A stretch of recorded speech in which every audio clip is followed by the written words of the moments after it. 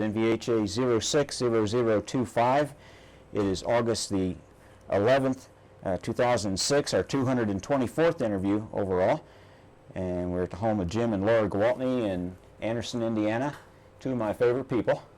And, you really are. You're nice people. I've always appreciated our friendship. Oh. And, well, first of all, I'd like to thank you for allowing us to come and do this interview. Sure. And we'll start off with the easy stuff. What is your full name? James Lee Gwaltney. Okay. Now, were you named after somebody in the family, or? No. Mom just liked the name, huh? Yeah, I guess there was 6 of us, so I was the only one named James. So Okay. I wasn't like George Foreman's kids. But, what about Lee? Was Lee a family name, or just a? No. I know my grandparents on my dad's side,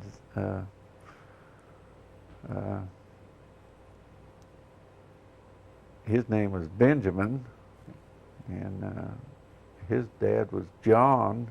Yeah. And my dad's name was Prince. Okay.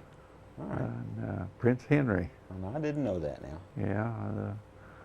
He usually, when he signed his name, he just put PH. Huh. And, a lot of people knew him as Prince, and I've only met one other person named Prince, and you know him too. Oh, yeah. Prince Yeah. Saubert. Prince Saubert. And on my mother's side, her dad's name was Clarence. His dad's name was Henry. His dad's name was Jacob.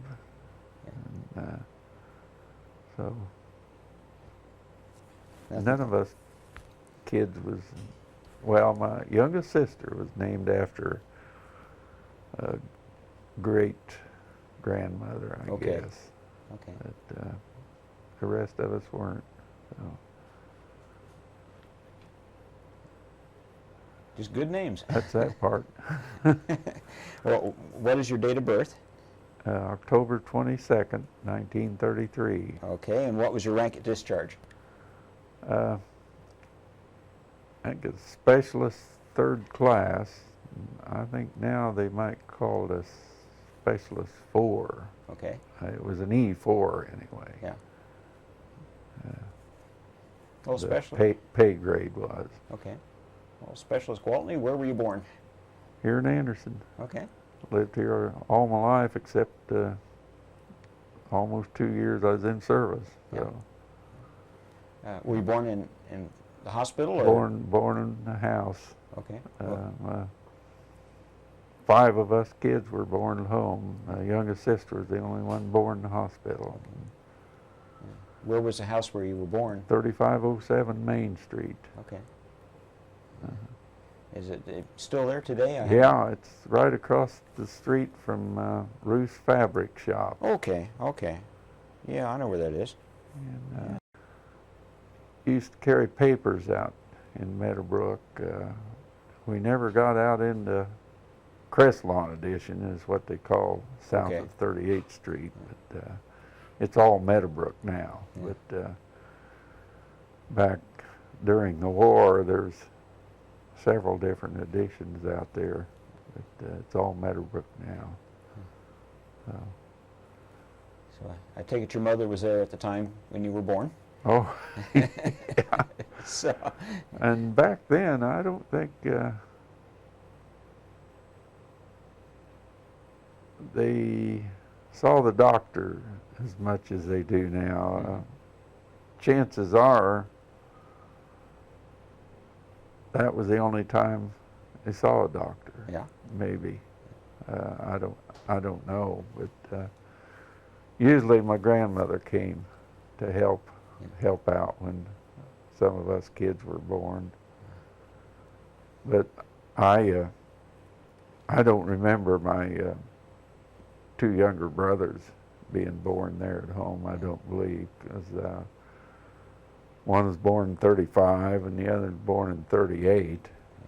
So I just don't remember them. I was only 5 years old when the oldest one of those. Well, tell me a little bit about your mother. What was her name, first of all? Thelma Neese, N-E-E-S-E. Okay. And the spelling of that was changed. Through research, we found out that she came, her family came here from Meigs County, Ohio, which is kind of in the south central or southeast part of Ohio, right down on the Ohio River. And we went there one year, my sister and I did, and they spelled it N-E-A-S-E. And the spelling had changed when my great-grandfather came here, and probably the recorder, or him one, or he might not been able to write. Right. And the recorder might have just spelled it the way he thought it sounded. But it's hard to trace the history. We go in E-E-S-E back so far, and then we have to go back to the other spelling. But yeah, it would be. That's a good point you make there, because a lot of people didn't know how to read and write, and yeah, so it didn't get passed on except for the way it sounded. Yeah, back 200 years ago, some of them probably either didn't go to school at all or didn't go very far in school. Yeah. Anyway. What was your mother like? What would you, personality-wise, why? Oh, she was reserved, quiet. She's a homemaker. She never worked outside the home. That is,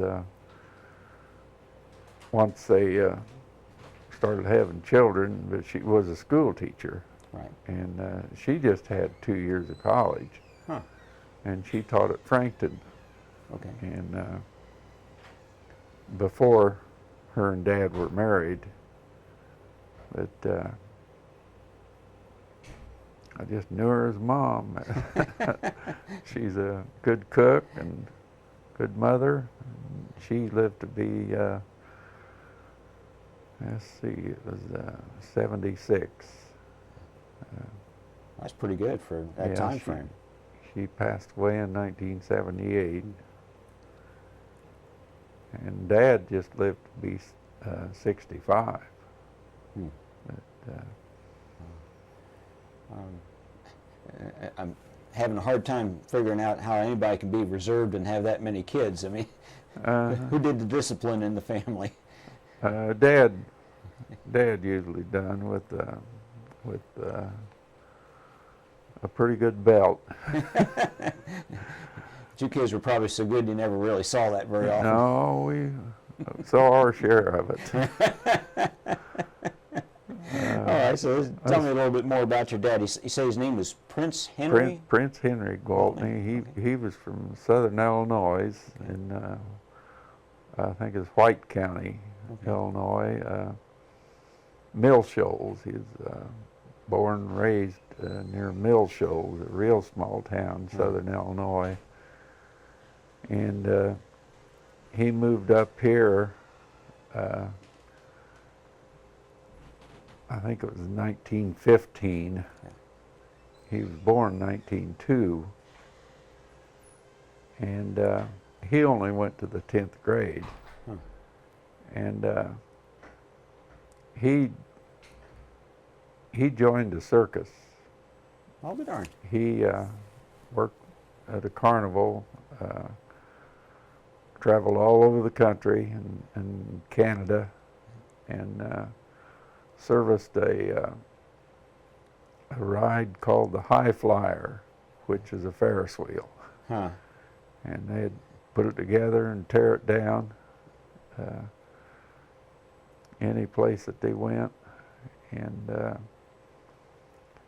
he worked for carnival called the Sheasley Brothers company, and I was with him on a vacation one time, and it's up in the east, northeastern part of the country, and we saw a carnival, and he recognized the name, and he saw somebody there that he worked with. But Dad just worked with him maybe 1 or 2 years. Right. And of course that was before they were married, and then he hired in at Delco, started in at Delco in 1917, and he didn't work there very long. He either lied about his age, because he was only 15 years old, or they was hiring that young. Well, it could have been during the war. There would have been fewer fellows, though. This was in 1917. That's during the First World War, but he didn't work there very long, and that's when he went to the carnival, and then he hired in again in 1922, and started as a millwright, and went on supervision over maintenance in 1926, and worked in various maintenance supervision jobs. I know during the war he was on nights in plant 7 and 3 in Delco Remy, and we didn't see too much of him then. That was during our school years, and he'd work nights, and of course it'd be after our bedtime when he got home, and we'd be gone before he got up. So, but that's kind of hard on family life when you have to work like that. But yeah, and back then they didn't have a lot of youth programs, So we did have memberships at the Y, and he had to buy a membership. That was one of the requirements of salaried people. Oh, really? Or supervision, maybe, at that time. They had to buy a membership of somebody, so naturally he'd buy it for his own family. But and they had a baseball program. They called it Park League. I don't know if you'd ever heard of that. I heard of it. Yeah. Okay, that was before Little League. Okay. And but it was for more teenage kids than it was the younger kids. And we played that, and neighborhood. We used to play out out there at Meadowbrook Shopping Center. We used to play softball there before they built all the stores out there. We used to play softball, and then where the parking is, right across the street from there was a boulevard, they called it. And it had shrubs around the edge, and we played football in that boulevard. And I didn't know that. that was back in the 40s and early 50s.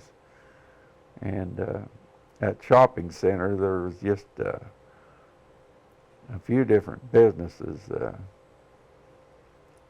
There was three stores that they built in the 50s, and that's where we played softball. Okay. Right across from Noose's, right north of Noose's there. Texas. And yeah, was the A&M store, was that one of the original stores? That was one of the originals. It's kind of like a row house. Ballard Drug Store was on the north end of that, and Hopkins Grocery was on the south end of that. And the A&M clothing store was there, and there's a barber shop. Yeah. And a beauty shop. And that was it, I think. I think it was four or five different businesses.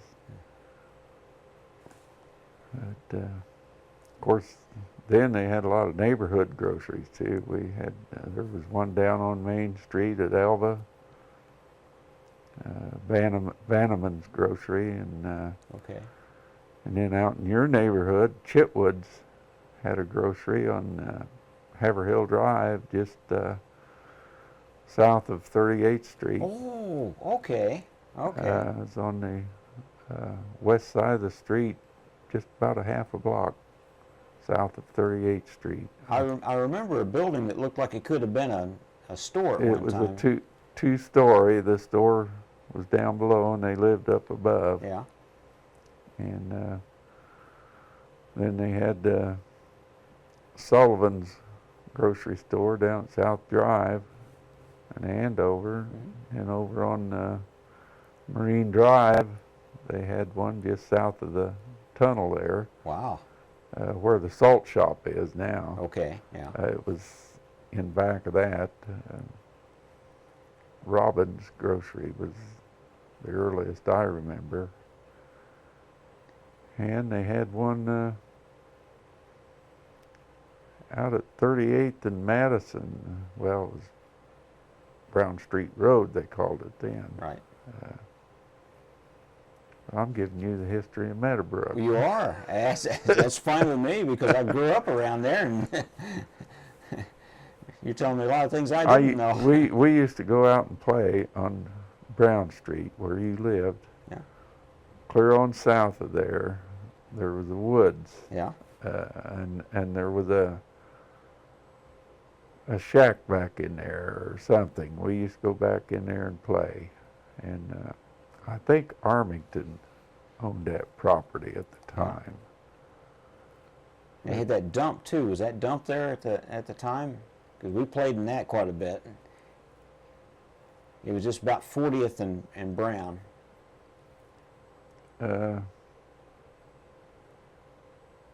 Is it there where the school is? It's where school is Yeah. now. Huh. Actually, the school took out a cornfield, but Yeah, Some there of those lots back could there have were been.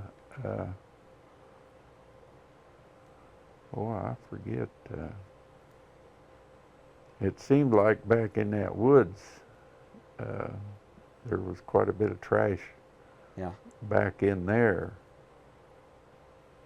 But we didn't go back in there too much. That was out of our territory. yeah. We used to have gangs as such, that not like the gangs they have now, but we'd go Halloweening, and we were a terror out in Meadowbrook come Halloween. Okay, what's some of the mischief you caused? Oh, we'd let the air out of tires, and soap windows, and throw light switches, shut the power off to the houses. Oh, That was when they had outside yeah. light switches. We'd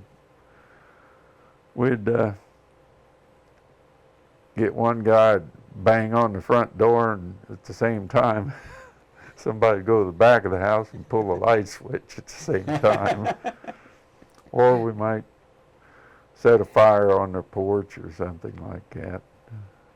Throw corn. If we had enough of us, and there was some people out there that had an old Crosley car, Oh, okay. and we'd pick that thing up and carry it across the street, park the other way, and then slide a Coke case in under the axle. Oh. So we'd hop in it and couldn't go anyplace. But you could get 8 or 10 guys could carry that thing pretty easy. I think the thing only weighed around 1,200 pounds or something like that. But Don't you be taking any notes here, John. yeah, we'd probably still be in jail if we used to cut through the railroad yards too. Yeah. Coming home from school, and during the war, that kind of got off limits to us. but I remember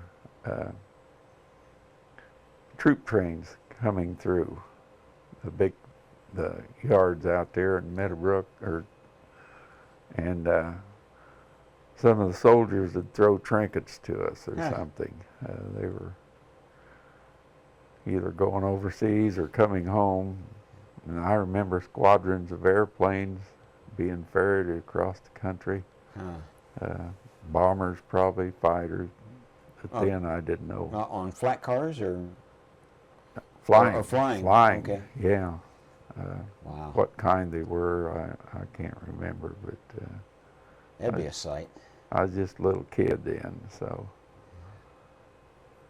But back then, people just had one car, if they had a car. Right. Remember, Dad bought a bicycle. Thought he was going to have to ride it to work, but he was able to buy some, better X this out. He'd buy some black market gas. And he bought a 50-gallon drum of gasoline one time, put it out in the garage, and he poured lacquer thinner around that. Yeah. So it didn't smell like gasoline. Oh. In case the authorities. But he was an Air Raid Warden too. Yeah. And they held their meetings at our house in the garage. He built a room onto the garage. We had a single car garage, and he built a room onto the side of it. And they blacked off all the windows, or boarded them up, and then he put a kind of like a canvas around the door, the stoop. Right. And so they could have lights on in there, because when they'd have blackouts during the war, nobody was supposed to have lights on in the houses or driving a car or nothing. They couldn't drive a car. Sometimes it wouldn't last very long. I barely remembered, but I remember him wearing a helmet, civil defense, his white helmet. They're collector's items now. Oh, I bet. They were like the First World War type helmets. And but they practiced first aid, and they'd go around the neighborhood during the blackouts, and if anybody had their lights on, well, they'd beat on the doors and make them turn them off. I don't think they carried any weapons or anything. They should have just let you kids take care of that. You were pretty good. Yeah, we could have. But we were younger then, and but I don't know the reason that he built that building onto the garage. At the same time, he added a bedroom on the house and extended the kitchen too, because most of those houses along Main Street were all 2-bedroom homes. Mm-hmm. And they had very small kitchens. Yeah. And with 6 kids, didn't have much room, so he made the kitchen larger. That was when my youngest brother was born. Right. But, well, let's go down through the list of siblings here. You okay. Your brothers and sisters, their names and a little bit about each one, if you would, okay, please. My oldest sister's name is Marilyn. McKelvey is her married name. She's a widow. She married Gerald McKelvey. And let's see, she just had a birthday just a couple weeks ago in July. She was 76, so she was born in 1930. Yeah. And she worked at Delco after high school. She went to Ball State for 1 or 2 years, and then she worked in the office at Delco and payroll office. And then, matter of fact, that's how I met my wife. She worked in the same office. Ah. And I fixed my sister up with her husband, and she fixed me up with my wife. So she's getting even with me. But anyway, they had, she had one child, Mary Ann Littner was her married name, and she just lost her husband last year through it was actually an accident. He was helping his son who cleaned office buildings, and he slipped on a freshly waxed floor and fell backwards and hit his head on the floor, and didn't do anything about it. And he complained of headaches a few days later, and they finally took him to emergency, and they took him down to Indianapolis, and he had bleeding on the brain. Oh my. And it just was a matter of a couple of days. He was brain dead. Oh my word. And he just, I think, 54 years old. Oh. And so a sister and her daughter are both widows. Wow. And then my older brother, Bill, he was born in 1931, and 2 days after Christmas, and he always felt slighted on his birthday because it fell so close to Christmas. He never got any birthday presents, and at least he said he didn't. I don't know, but he went to GM Tech for 2 years through Guide Lamp. He worked at Delco first, but all of us boys carried papers out in Meadowbrook, either the Herald or Bulletin, one or the other. And some of us carried papers at the same time, had different routes, you know. Right. And but he hired in at Delco after high school, or maybe no, it was after he got out of high school, and worked there a short while. And he applied at General Motors Tech. Now, if you interview him, I might be giving you some of the wrong information. I don't know, but as I recall, he was accepted at Guide to GM Tech, and so he switched to started working at Guide Lamp. And at that time, I don't know, of course, GM Tech is not in existence any longer, but they would work, I think, a month or 2 months at a time, and then go to school for the same amount of time. And he went for 2 years up there, but he said one time while he was home working, they put him on time study of one department, and he went back to school then for 2 months or the required time, and then he came back and they put him working in that department that he had done the time study on. He said he couldn't get rate on any of the jobs that he studied, set the rate on. And but then he went to he quit going to GM Tech after 2 years. he'll tell you the reason sometime. Yeah. But he went to IU for 1 semester, and then he enlisted in the Navy because the draft was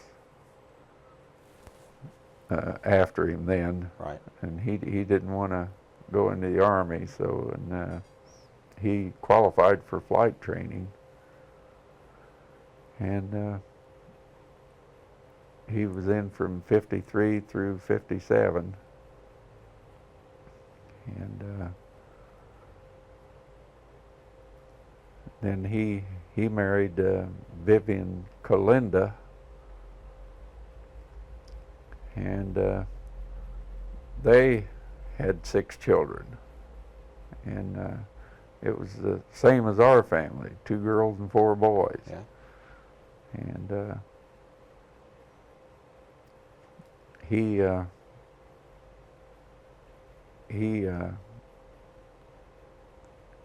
well, when he quit GM Tech, he went back to Remy, and then he went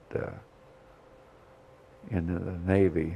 But then he went to Remy when he got out of the Navy, and then wasn't too long he hired in at Howe Fire Apparatus, building fire trucks. Sure. And he worked there for several years, and then they moved out of town. They moved down to Roanoke, Virginia, and he went down there for several months, and then got tired of commuting and quit, and worked at a couple other fire truck manufacturing firms, and it seemed like every one he got a job at, they moved out. Oh. And but then he retired, and then the next one was me, and we'll get to me later, I guess. Okay. And my younger brother Don was born in 1935, and he graduated from Anderson High School the same year I did. Oh, really? Yeah. Now, how do you work that out? Well, I quit school. Okay. I failed in the 3rd grade. I failed reading. It wasn't because I couldn't read. I couldn't see to read.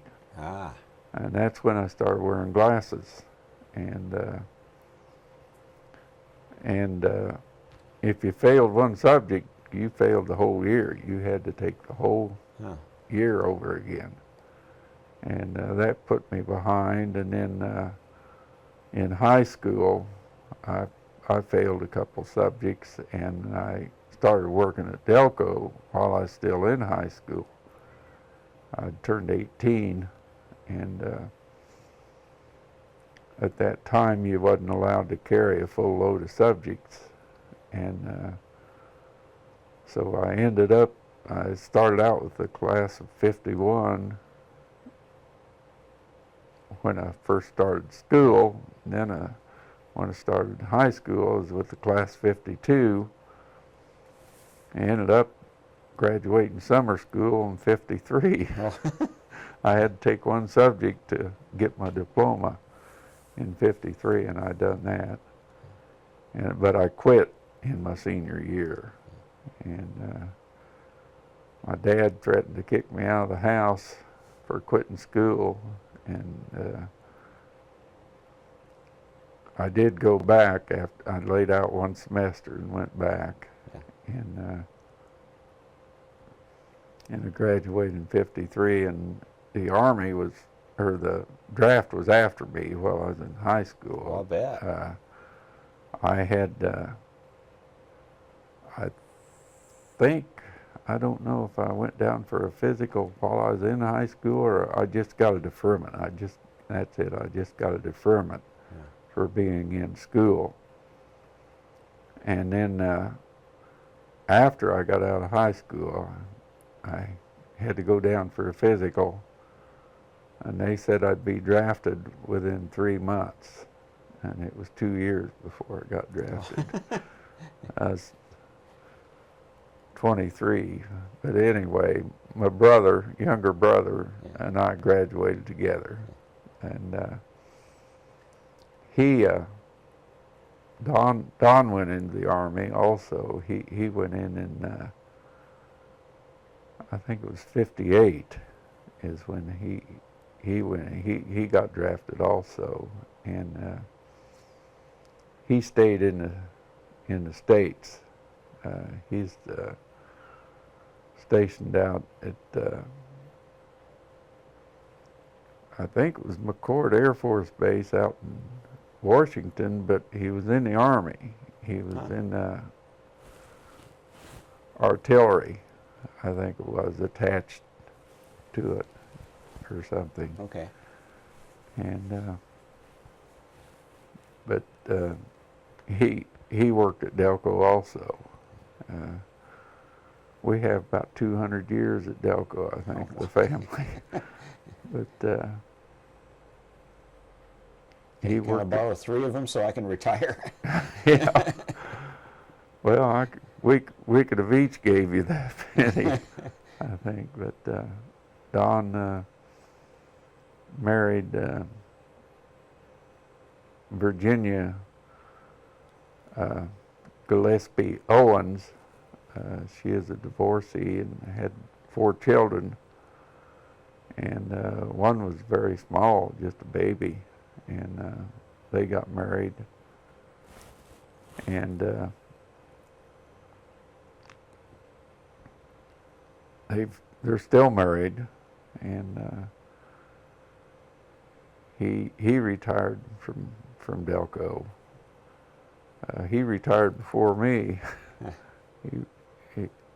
I think he had a ceramic business, sold ceramics, made and sold ceramics. And they live out in Bacchadish, and they stayed in Meadowbrook. Yeah. And Bill stayed in Meadowbrook. He lives on Lonsvale Drive. Marilyn, my sister, lives on East 47th, so that's close. Yeah. Youngest brother, Dave, was born in 1938.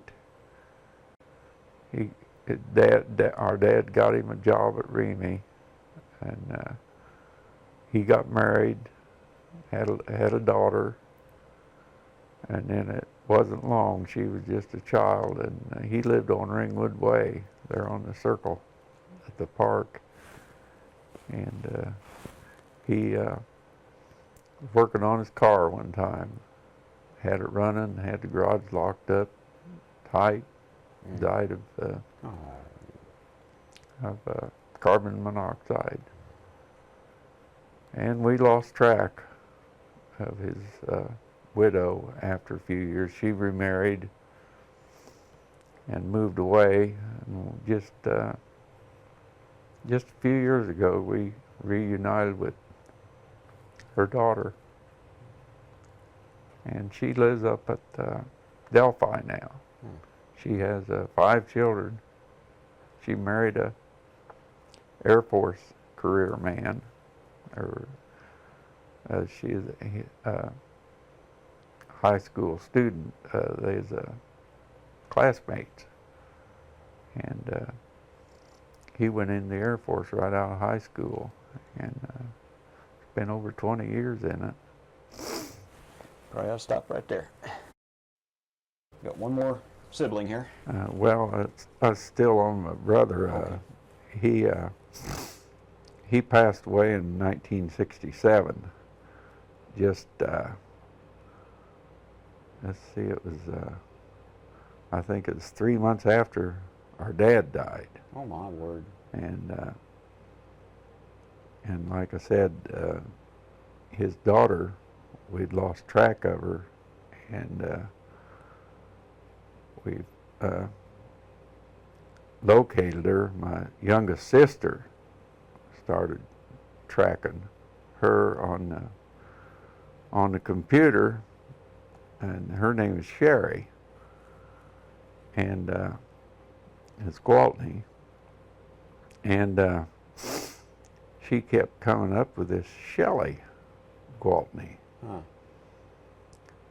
and said her father was David Gwaltney, and that was my brother's name. And she's born in Anderson, Indiana. We never knew it. Huh.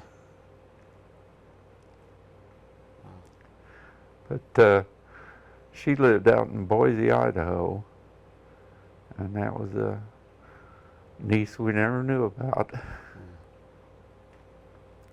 And did you get with her? Or? Yeah, yeah. Matter of fact, she lives in Noblesville now. She got divorced. She has 2 children, and she came here with her husband and the 2 children. One of our Christmas get-togethers. It's been probably 3 or 4 years ago. But she divorced out there, and she moved back here.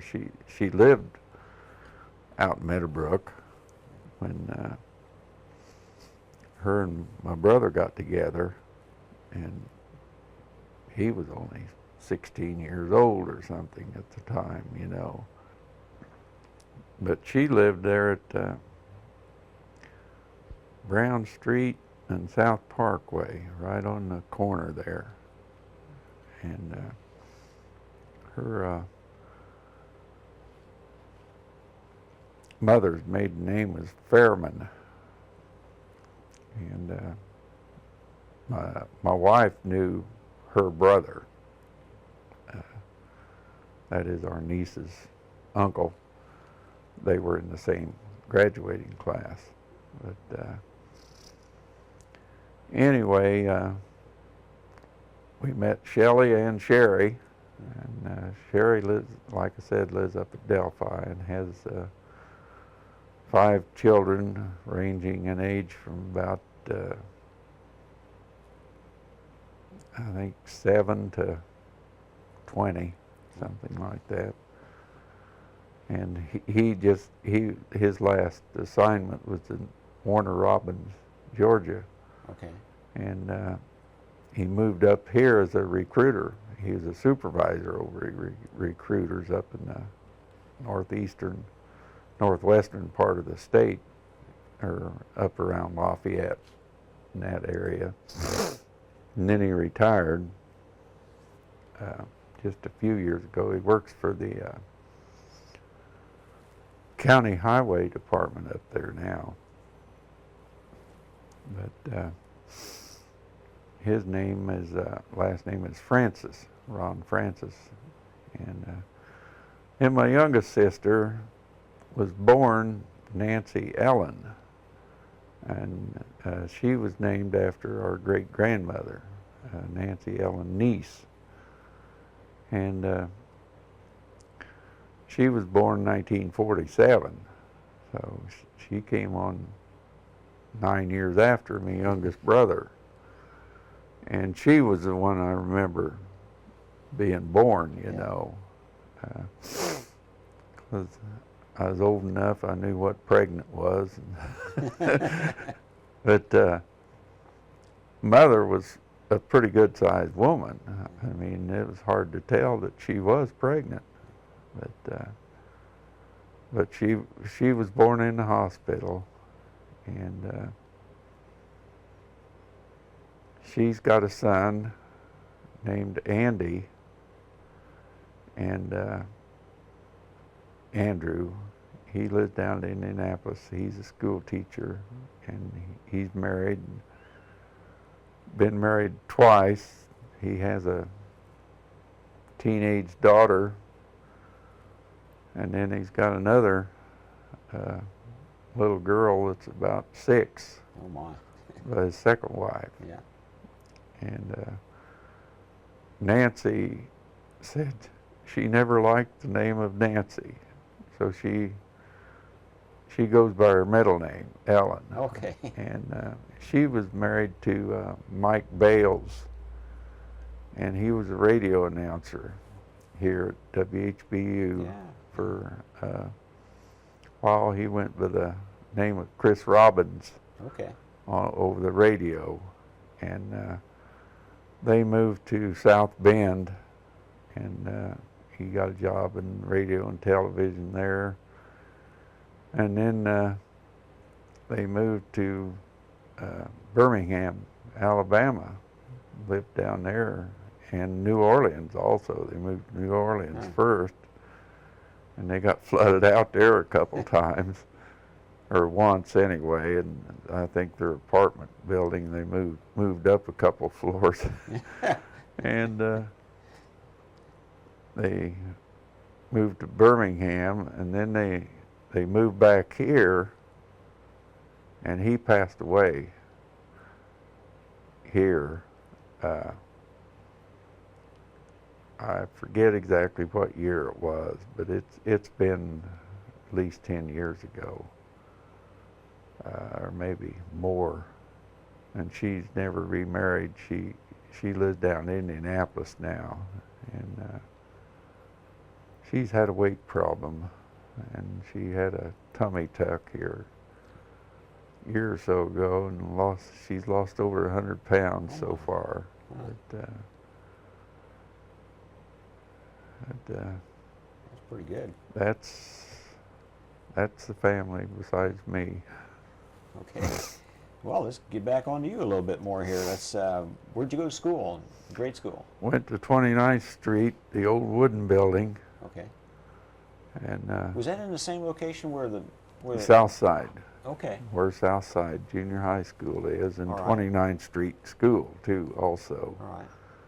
There on 29th and between Meridian and Brown, or Chase, I guess. It was an old H-shaped building, and it was just a 6th grade, and had a ball diamond in back of there at Denny Field. Yes. That's where Anderson High School played their baseball games. Yeah. Right outside of between 29th Street School and the football field there. But went to grade school there,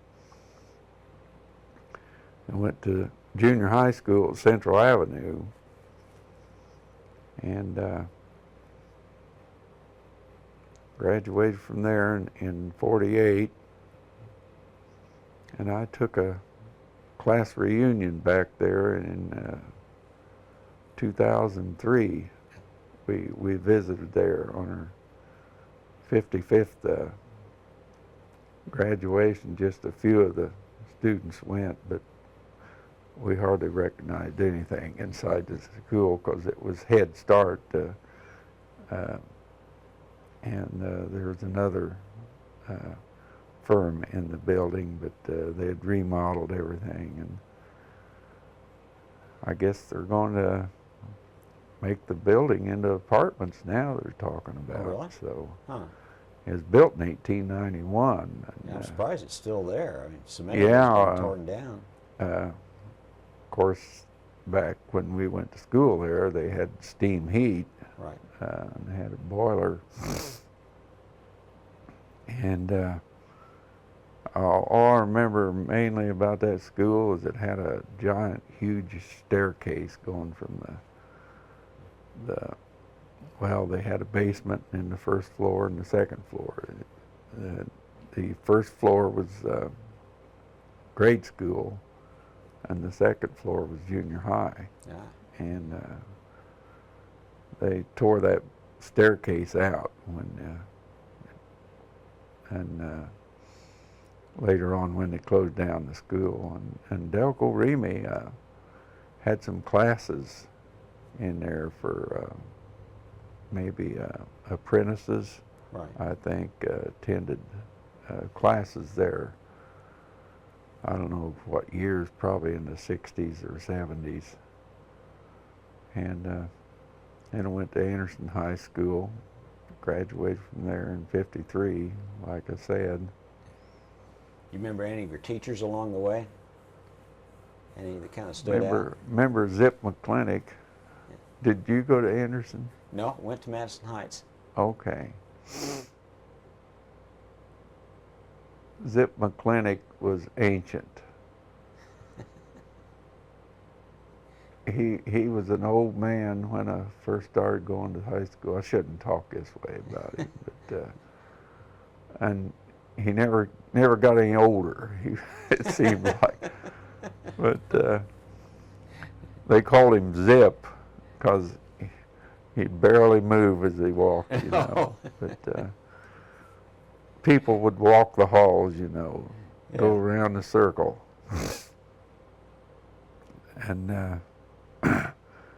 But I was on the pre-apprentice course, and we were, all the boys were in the same homeroom, and I was in a homeroom.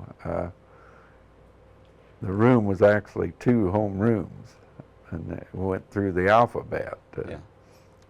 First half of the alphabet was in half of it, and the second half was in the other. And I was in Mr. Early's, Jim Early's homeroom when I was a freshman, and the other teacher was Manifold. I forget his name. He's still living, and I think maybe Jim Early might still be living. But I remember some of them.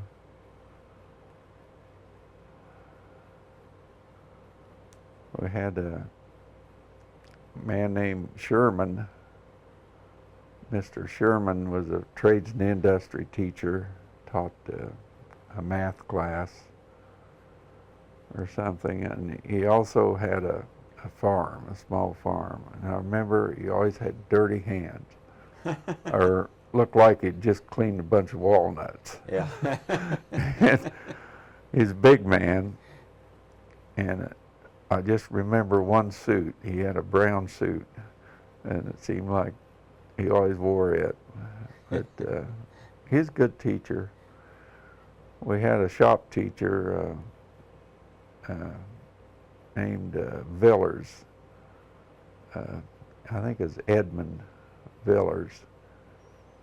But he taught the preliminary shop classes. He taught printing, as well as machine shop. Just, I think you just spent 3 or 6 weeks in each part of it. I think he's printing and machine shop maybe was all he taught. But, and that was when we used to have the old type printing press. And I remember he used to say, "You students are a bunch of hoodlums." He said, "I've taught down at the reformatory, and they are angels compared to you guys." But he's a little man, and I had a drafting teacher named Pugh. P-U-G-H, and he was a good teacher. And well, Don Hunt and I were in the same drafting class. We was in the same homeroom, same drafting class, and we used to race and see who could get done with the drawing the first and get the best grade on it. And usually it was nip and tuck. Don was good. Yeah, I saw him. I've seen his work. He's good. He pursued the drafting part of it. Sure did. Went on to Remy. But while I was a senior in high school, like I said, I quit. And then I'd already hired in at Remy on my 18th birthday on production. And I remember I broke my glasses after I'd been called. And the day I started working there, I had my eyes examined. And they dilated my eyes. And back then, they didn't have this solution to neutralize it. Yeah. And I went to work that night, and they put me straightening distributor shafts, and I had a little dial indicator, and I couldn't hardly see that needle on the indicator, you know, and, until that dilation had wore off. And but I worked, I think, just 1 or 2 weeks in this one department, in the shaft department, and then I got transferred to the cam department, distributor cams in plant 10. And after I had worked a few weeks, I think I hired in at about $1.70 an hour, something like that. That's big money for me, because I'd worked in a filling station part-time before, making $1 an hour, or no, 95 cents. But I worked there for a year. What were you selling gas for? $24.9 for regular and $25.9 for ethyl, and it never changed for an entire year that I worked there. Never. It was a cut rate gas. Speedway Oil Company. It was up at 14th and Main. The building is still there. And they had a pit where we'd change the oil. We'd have to climb down the pit. But it was mostly just pumping gas. And that was when we washed the windshield, checked the oil, or asked to check the oil, every customer. And we pumped anywhere from 1,200 to 2,000 gallons in a 24-hour period. Wow. And they were open 24 hours. And I remember I just worked part-time, and that was, I worked Fridays and Saturdays and Sundays. And every other week I'd get a Saturday off, I think it was. There was another fellow that worked, a couple other fellows that worked part-time. One of them was from Pendleton, and the other one was local. And Dick Greil was one of them, the local, but he was out of school then, and John Hilbert from Pendleton was the other one. He has since passed away. And but I remember I was up there one day working, and I just waited on a customer, and as I was walking back to the building, and here come a gas pump. Passed me up. The car came in there too fast, didn't have any brakes, and hit that gas pump, knocked it clean off of the Oh, smokes. Oh. And that thing came skidding across the pavement. Just missed me a few feet. Oh, those things were heavy. Oh, man. The things weighed about 400 pounds. What, was it gushing gasoline out or anything? No, it had to pump it out. Oh, okay. It had a pump in the gas pump. Okay. That pumped the gas out of the tank. So there wouldn't be any pressure there? No, there wasn't any pressure. The fumes, they had fumes, but it was just a matter of days or less before they replaced that. And this was a privately owned company. Is owned by a man named Morris Green, and he had an office up in the Citizen Bank building. They owned I think 5 or 6 different stations. They had one in Muncie, and they had I think 3 different locations here in Anderson, and they had one in Kokomo.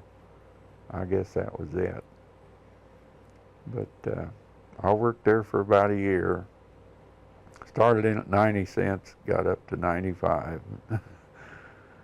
And the manager only made $1.25 an hour. Huh. So that was the highest paid. But like I said, gas was $0.25 a gallon then. And it wasn't like it is now, twice a week it'd change or more. But I hired in at Remy while I was working there. And I didn't work at Remy too long, and I got my pocket full of money, and I started laying off work. And my supervisor called me in one time. I'd laid off Monday through Thursday. I'd go in Friday and pick my paycheck up. Yeah. I'd done that 2 weeks in a row. And I'd been there maybe 30 days or a little more. And the foreman called me over and talked to me and said, if you want a job, well, you're going to have to work every day. And I worked third shift at the time. And so I worked for about a month, and then I done the same thing again. And I was went in to work one night, worked 11 to 7, and I was sitting at my machine about 5 minutes to 11. The superintendent, the third shift superintendent, Harry Kincaid, walked by and saw me sitting there, and he went that way all the way up to the office. Oh. And Hugh Cherry was the... Lost our microphone here for a moment. So you got called up to the office and they were... Yeah, they was reading the riot act to me. They said, you do good work, and a lot of it, when you're here. They said, but you're not here enough. They said, you got to make up your mind here and now whether you want a job here. And I said, I want a job. And so I never laid off after that unless I was sick or something. Yeah. So, and had a good foreman. Ernie Vest was his name. And then I worked until, I was laid off in 54. I got laid off. I hired in 52. I got laid off, I got laid off right after I got my 90 days in. They had a steel strike. Oh. And they settled it over the weekend. I got laid off on Friday, and they called me Monday and told me come back Tuesday. Oh. So I only missed 1 day's work. And then I was laid off in 54. That was a bad year. I was laid off, I don't know, 3 or 4 months. And then in 55, December 55 is when I was drafted. I was taken off military leave in 56. They was laid off past my seniority date for about 5 or 6 weeks. I lost about that much seniority, but I gained it back later on. I applied for it. Got out of the Army in September 57 and didn't go back to work until about November of 57. Then I met my wife in January of 58. Yeah. I got laid off in March of 58 for about 6 months. Oh boy. And that was the last time I was laid off. We were married in 59. But we have 3 sons. The oldest one was born in 61. All boys. And then we lost the little girl on Christmas.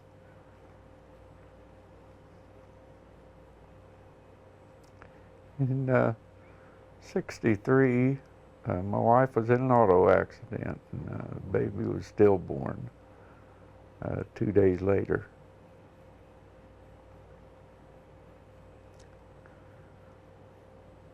Then in 65, we had another boy, and 67, we had another one. So that's it with our kids. And the oldest boy, none of them, well, the youngest one went to the Navy. He joined the Navy right out of high school. He was going to make a career out of it until he was married. He met a girl from California. He went to school in Dam Neck, New Jersey. near Norfolk, and in the Navy, and his roommate there was a reservist from California, Fresno, and my son, after schooling, he got transferred to Long Beach, California, and went on the battleship New Jersey. And he went up and visited his roommate one time, found out he had a younger sister, and they got to dating and married later. And she didn't like him being gone on for 5 and 6 months on a cruise, you know, because he made 2 extended cruises while they were married. Yeah. And she stayed there in Long Beach. And but he decided then he didn't want to make a career out of it. Yeah. But he did stay in the reserves, the active reserves, for a while. He made second-class petty officer before he got out, but he wasn't working in his specialty anyway, so he sat out there in California in the reserves out there. He'd just go in and sit in an office when they had a meeting, you know, and he's an operations specialist. He worked in the Combat Information Center on the ship. And I got to take a ride on the ship. On the New Jersey? New Jersey. Wow. Me and my middle son, Mark, they had what they called, what did they call them? Anyway, dependents could come on and take a cruise on the ship. Now, this was in peacetime. Right. And at the time, they'd been on a Westpac cruise, Western Pacific, and they docked in Seattle, Washington. And at the time, our oldest son lived out in Portland, Oregon, and so they had Tiger Cruise. That's what they called it, Tiger Cruise. And so we could get on the ship in Seattle and ride the ship down to Long Beach, California. So me and my son that lived here at home, we flew out to Portland, Oregon, and Mike, who was on the ship, he went down to Portland when they'd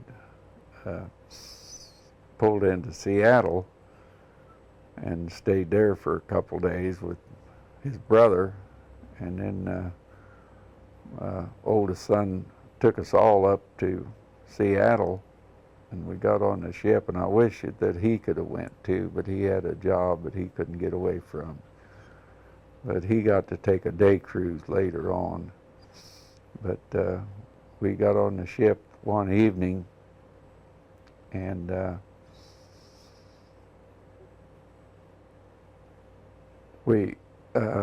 lot of the crew, as soon as they got back to the States, they took leave, and we slept in their bunks. Okay.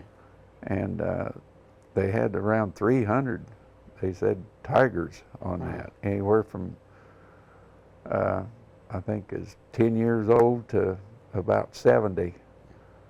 And the captains had 2 sons, teenagers, that were on the ship, or younger than that actually. But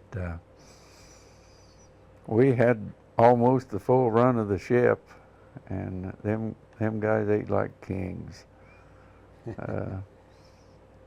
They had modernized the ship. It was air conditioned, and it was one of the last ships built during the Second World War, and it was commissioned in '43, and they done a firepower demonstration for us. They fired the big guns, and we went down into the engine room, went up on the bridge, and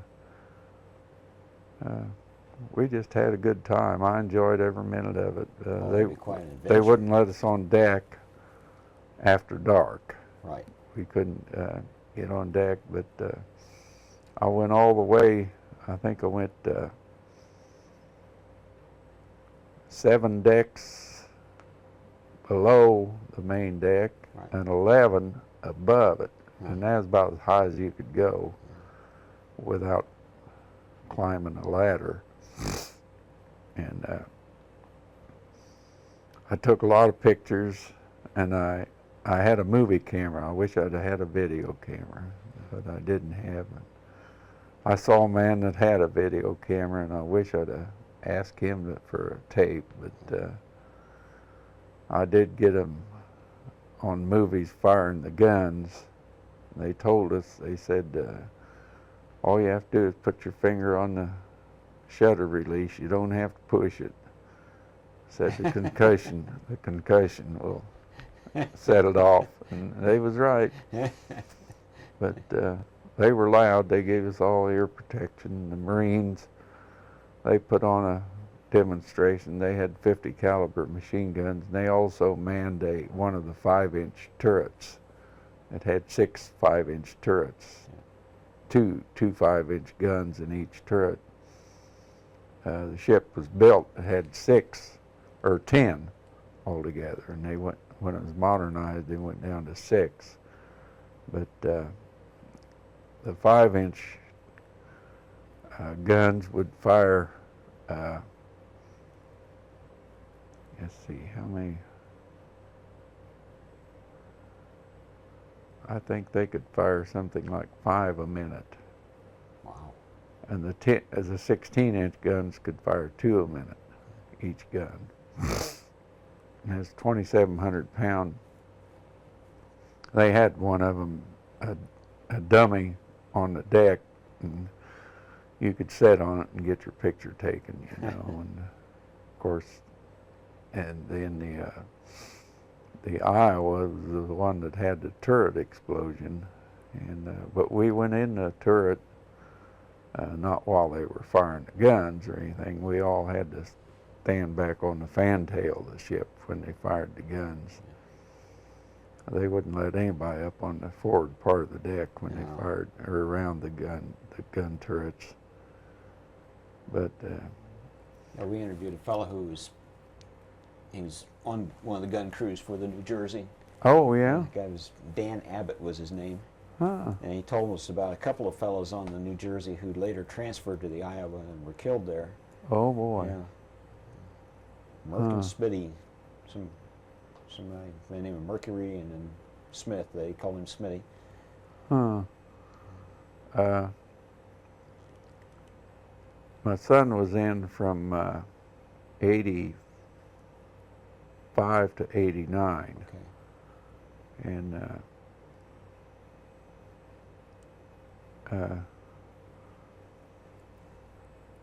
he rode a motorcycle across the country when he went from Norfolk to California, and he wiped out in Dallas.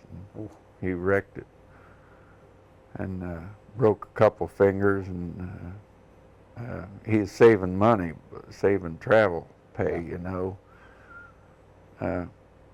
riding his motorcycle across the country, and he broke the fairing on his motorcycle, and it's in February, in the winter, and he had to rent a van to haul his motorcycle. He's signaling to you. He had to rent a van to haul it the rest of the way, and it ended up costing him more in his travel. If he just gone. And he broke a couple fingers. Oh, but look at the great adventure he had. Yeah. But anyway, I'm getting off the subject, ain't I? Well, it's how many we got now?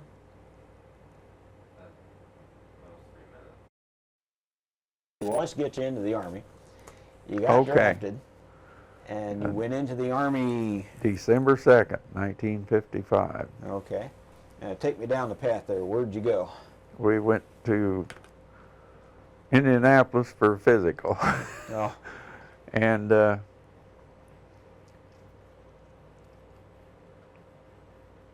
was a few of us from this area that went down there, and I knew one of them.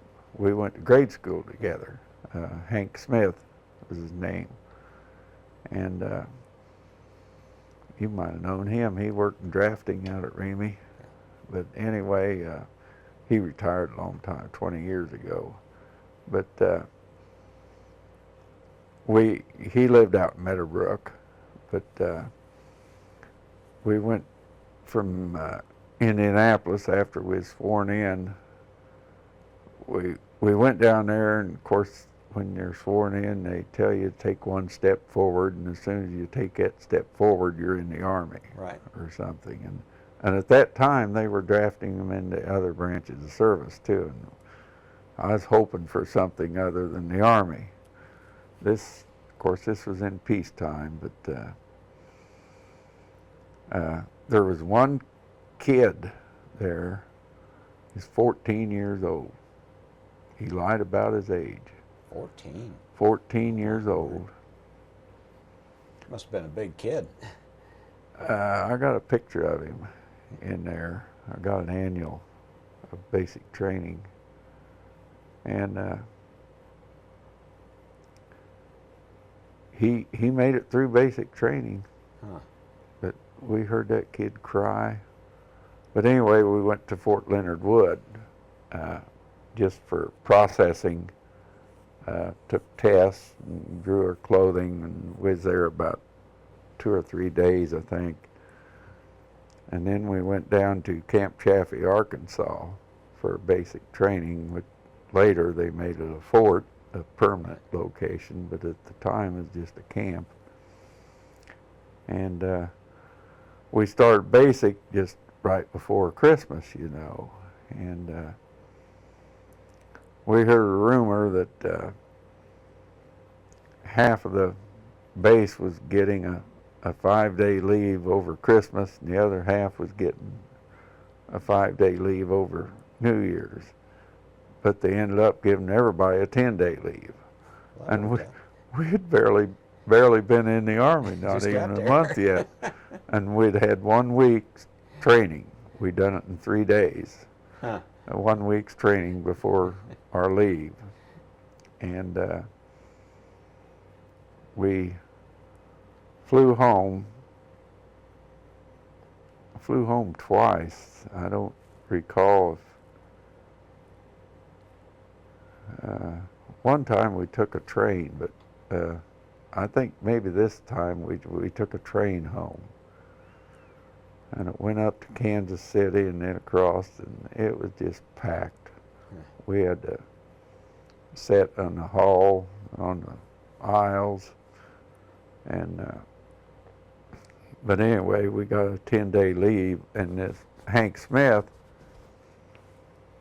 he was going to get married after he finished basic, and when he found out that he was getting a 10-day leave over Christmas, he told his fiancée, he said, "We're getting married when we come home for Christmas." So she had to change everything. Oh boy.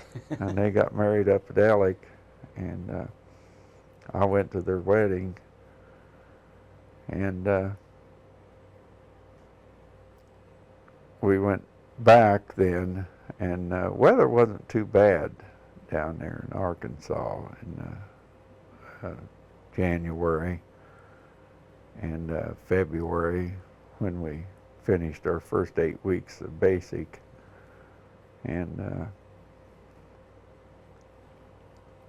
they really soldiered down there. I mean, we had company personnel that they were bad.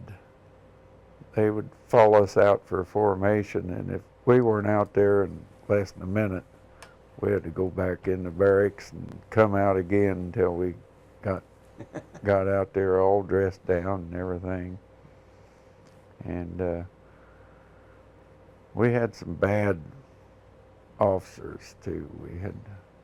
We had one, he was young, and he liked to run. Oh boy. Every place we went, he wanted to double time. And he was a good soldier. He's second lieutenant. And we had another one. He's an Italian. His name was Napoli. And he run into a butt of a rifle one time. They said it was accidental, but I don't know. But I've got an annual, and his picture is in there, but is in there for another company. I think they transferred him around pretty regular. And we had a couple holdovers from previous cycle basic training. They didn't get orders or something, and they made them cadremen and maybe a company clerk or something. Yeah. And they had just been in 8 weeks longer than us, but we had a guy down there in basic that I think he was 6'7" or something like that. Wow. And they had to put an extension on his bed, and he wore, I think, around 16 size shoes. They couldn't get dress shoes for him. They had combat boots, but they couldn't get dress shoes that size for him. At least they didn't at first, and I don't recall his picture being in the annual in there. I forget his name, actually, but... well, that's a big guy now. Yeah, and wouldn't you know, they made him a squad leader, so he led off the squad when you marched. Oh, boy. And our squad leader was Hank Smith, and he wasn't very tall, so I had trouble keeping in step because he was taking shorter steps than I could. And boy, heaven help the short guy in that yeah, situation. Yeah. But we had one guy, he came back, they'd make us get a haircut. They'd inspect us after we got it, and if didn't get it cut short enough, they'd send you back. This one kid, he got a mohawk, and they found out about it. The captain found out about it, and he said, if that kid doesn't look just like I do but tonight, he said, everybody in this company is going to have a haircut just like that. And he took his helmet off, and he was bald as an eagle. And we made sure that kid shaved his head that night. But there's another guy in there, he liked to fight. He's always liked to fight. He'd pick a fight with anybody over nothing. But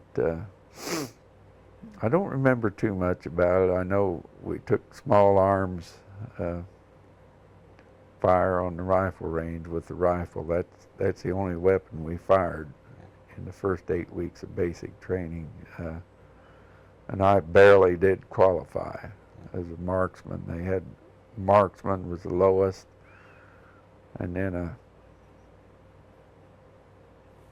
I think an expert, and then a sharpshooter was the highest you could get. And I think I was just 10 points above the marksman. I don't know what would happen if you didn't qualify, whether they'd kick you out or not. But and give you a bazooka, so at least you had a better chance. Yeah, but I remember on the range, especially at the 500-yard range, this one guy, they kept, we'd have to pull targets half a day. Maybe we'd fire in the morning, and then that afternoon we was pulling targets. And we'd be out there, and remember this one guy that kept saying he isn't even hitting a target. And so they had everybody else quit firing except him. Yeah. And so they let him fire, and he was 3 targets Oh. offline. But at 500 yards, it's kind of easy to do, you know. So this one target was getting all kinds of holes in it. And but anyway, we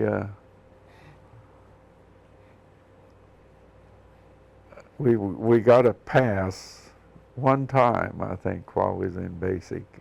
In the first 8 weeks, we went into Fort Smith, Arkansas. That was the only place we was allowed to go. And some of the guys that lived fairly close to there went home on pass. They wasn't supposed to, but there was a couple twins, a set of twins. Their name was Millard and Dillard Vaught, V-A-U-G-H-T. There's a picture of them in there. You couldn't hardly tell the difference in them. One of them has a scar up on top of his head. Yeah. That's about the only difference you could tell in them. But I was surprised that we had a field first sergeant, and the names of some of these guys, you know, I know a lot of people has time pronouncing my name, but oh, some of these guys, their names, and he never mispronounced any of them. Oh, really? No. Wow, he was good. But most of these guys were from the South or the Midwest that were down there, and then I got a leave after my basic training, and my next station was Fort Dix, New Jersey, for advanced infantry training. And after our experience on the train, coming home from the Christmas leave, we decided to fly, but we'd had to go to get a train to Kansas City, I think, before we could get a flight, a commercial flight. So we chartered a plane from, I think it was Sallisaw, Oklahoma, it was just across the state line. And it was de Havilland Beaver is a 5-place. Yeah. And there was 4 of us. Me and Hank Smith, and there's a guy from Muncie and a guy from Indianapolis. Yeah. And they was only able to carry 2 of our luggage, duffel bags, because we had all of our clothing with us. And I don't know, we drew straws or something, but I had to ship mine anyway. And another guy did too. But and then I had to ship it back to New Jersey, because I got it. It was a long time before I got it after I got home. I think it just had a 10-day leave in between stations. And I flew commercial airline to Philadelphia on a Super Connie, or Constellation anyway. And then took a taxi from Philadelphia to Fort Dix. And I was there, I think, 2 or 3 days before my duffel bag arrived. Oops. And but I got up there, and that place was like being in a different army. I mean, at that time, it might have been this particular company, but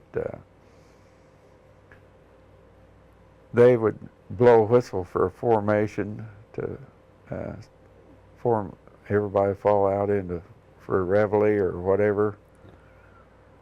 It might be 15 minutes before the guys be out there smoking a cigarette or still tucking their shirt in. And I don't recall seeing the company commander ever. Huh. And we had a field first sergeant. He was pretty good, but just no organization at all out there. And a lot of the guys were from the East, from up in the East, Massachusetts, New York. About 80% or 75% was Puerto Rican from New York City, and a lot of them claimed they couldn't speak English, but they could. They could understand it anyway. But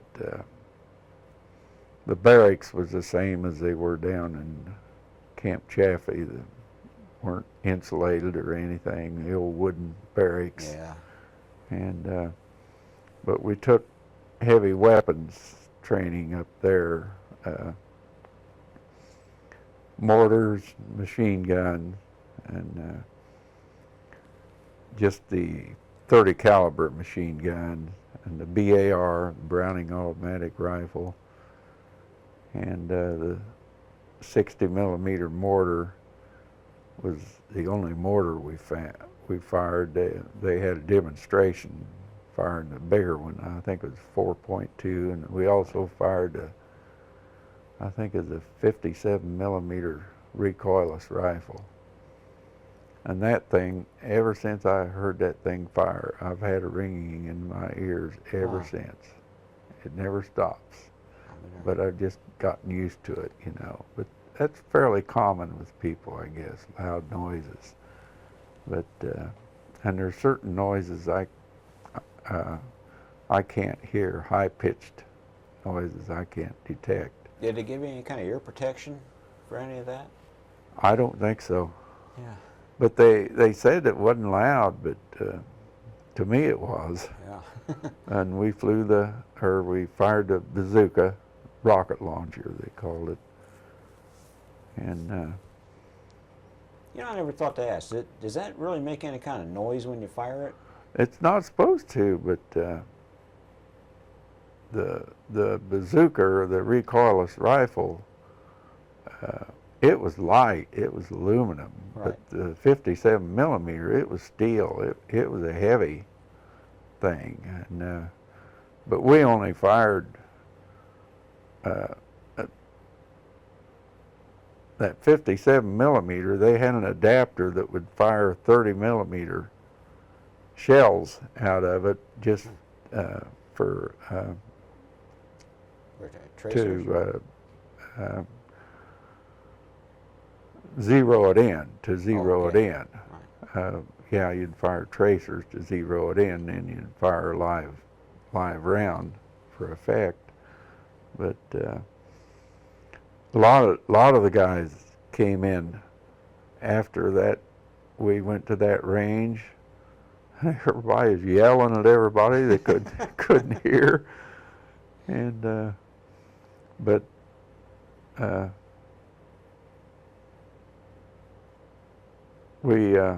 I thought going to Fort Dix, you know, I thought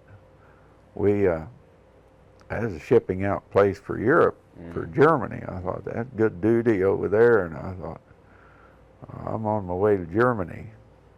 Well, I was wrong there. We got our orders, was going to Korea. So a lot of the company went to Korea. And I met a guy there. He's from Buffalo, Minnesota. Just a few of us up there were from the Midwest, and they all called us hillbillies. We were from Indiana and Minnesota. And but I got to be friends with this fellow from Minnesota, and we still are. And we had orders to go by train to Fort Lewis, Washington, to ship out overseas. But we flew. We flew on a C-54, made one stop in Grand Island, Nebraska, and then flew on. And I had a great aunt that lived out in Seattle. Yeah. And I didn't know her last name. And I called home to find out her last name. And it was during a telephone strike. I was lucky to get through, and it was my dad's aunt, marriage. And I got a hold of them, and we stayed all night. We went AWOL.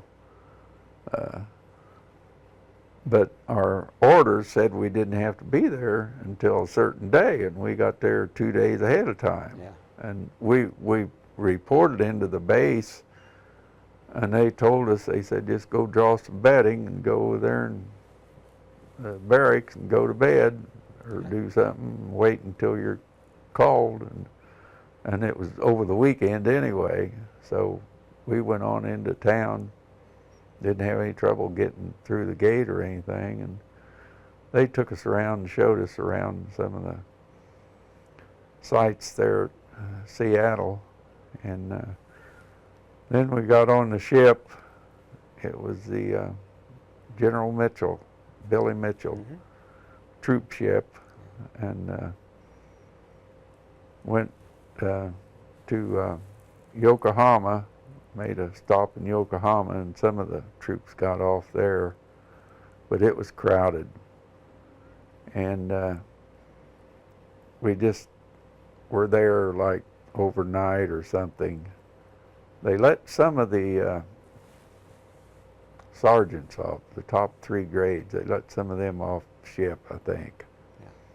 And then we went on over to Incheon, Korea, and that's a port, it's not a harbor.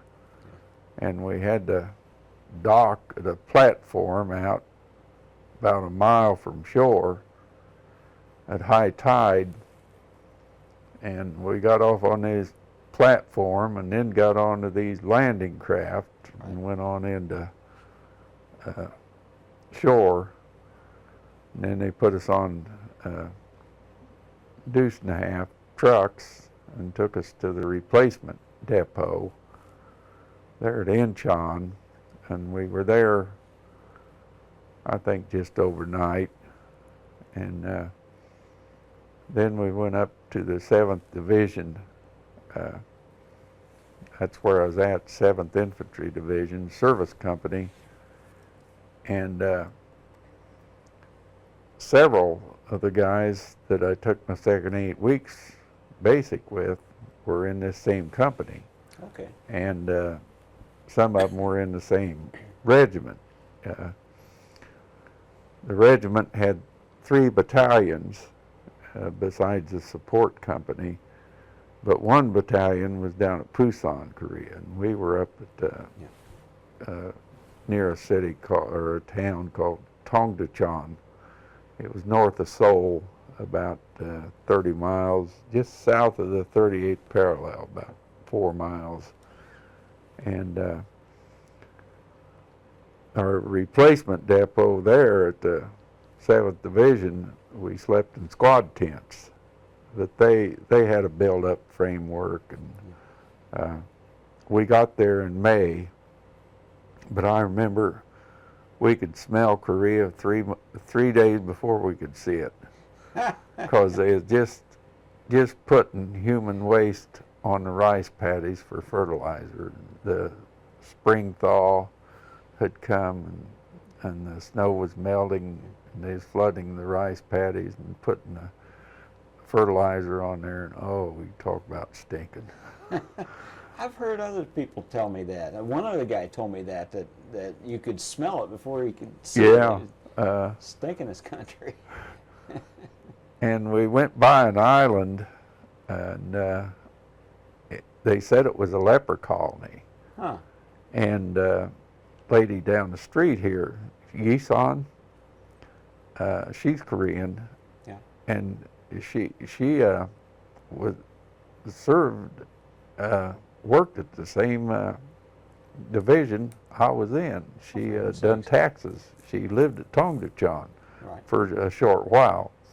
She lived in Seoul most of the time. But anyway, she said that island is a resort area now. That was a leper colony at that time. But she said it was a leper colony. That was back in the 50s. But I didn't know that they had leprosy at that time. It might have been the forerunner of AIDS, I don't know. Could have been. But, combination of something, but I went there to a service company, and they put me as I told them I like machinery. I run machinery at Delco, and they didn't have anything like that there, and so they put me as a auto mechanic, and I worked in the maintenance part of it. And seemed like all I'd done was pull the wheels on 2.5 trucks, pack the wheel jet bearings, and put them back on and adjust the brakes. And it's so boring, and it was under a shelter, but it was open too, and it was in the wintertime too, later on. Well, I done it in the summertime because I got over there in May. But a sergeant told me one time to change a spring in a 3/4 ton truck, and it had a broken spring, and I was sitting there looking at the thing, wondering how in the world I'm going to do it, you know. And he come around an hour or so later and said, "You got that done?" I hadn't even started on it. And I said, "I'm not sure how to do it." And he got somebody else to do it, and if I'd have done it the way I'd planned on doing it, I'd probably broke an arm or something. Yeah. But the next day they transferred me out of that, putting screens in the windows, some of the Quonsets, until I was all done with that. We slept in Quonset huts and metal buildings, and then they transferred me to ration breakdown, they called it, and it wasn't authorized in a regiment. It was authorized in division, but we drew the rations for all the whole regiment for every day. We had to go down to quartermaster and take 5 or 6 trucks, and load up the rations for the next day, and then take them back. We had a building that had little cubicles, and each company we had a cubicle, you know. We had to break down the rations, and it's primitive. I mean, so we'd get hamburger in 15-pound slabs, frozen, and we'd use an axe or something to break them. Yeah. Oh, no sanitation at all. And but we'd get milk, fresh milk, reprocessed milk from Japan. We'd get vegetables, fresh vegetables from Japan. We'd get fresh eggs from the U.S., but some of them were 6 months old. And but some of them were still good. If they weren't cracked, it was okay. Yeah. But it'd say on the crate when they were packed, and some of them were 6 months old. Most of them were less than 3 months old, because they'd come over by ship. None of them came by air then. But that was hard work. And we had a couple refrigerators, big refrigerators, gasoline-powered refrigerators. And we had what they called catusas attached to us. They were Korean armies attached to U.S. Army. Rock soldiers, and most of them were educated. They could speak English pretty well, and they would attach them to the U.S. Army, and they would sleep in our barracks, eat in our mess halls, and they had Class A passes. They could go out and stay in the village. That was off limits to us. And but they'd go out and stay all night. Maybe some of them were married, you know. Yeah. Stay in the village and eat. They liked garlic like popcorn, and their breath stunk like crazy. You'd get in a 2.5 in the back of one of them riding down to quartermaster, and these guys, oh man, smell their breath, you know. They'd eat out in the village before they came in, and then they'd eat in the mess hall too, eat in our mess hall breakfast. But we had about 5 or 6 of them attached to our section, just to ration breakdown. And it was authorized later on. Didn't have any experiences too much over there. One time I saw a deuce and a half run through the side of a building. A guy was working on it in the maintenance section and slipped in gear or something and wasn't anybody in it. I got some pictures of it. And we went on a field problem one time in March. It was cold out. And went up north, way up north. We was still short of the DMZ quite a ways, but went up there we was up there for about a week. And our tank company went, and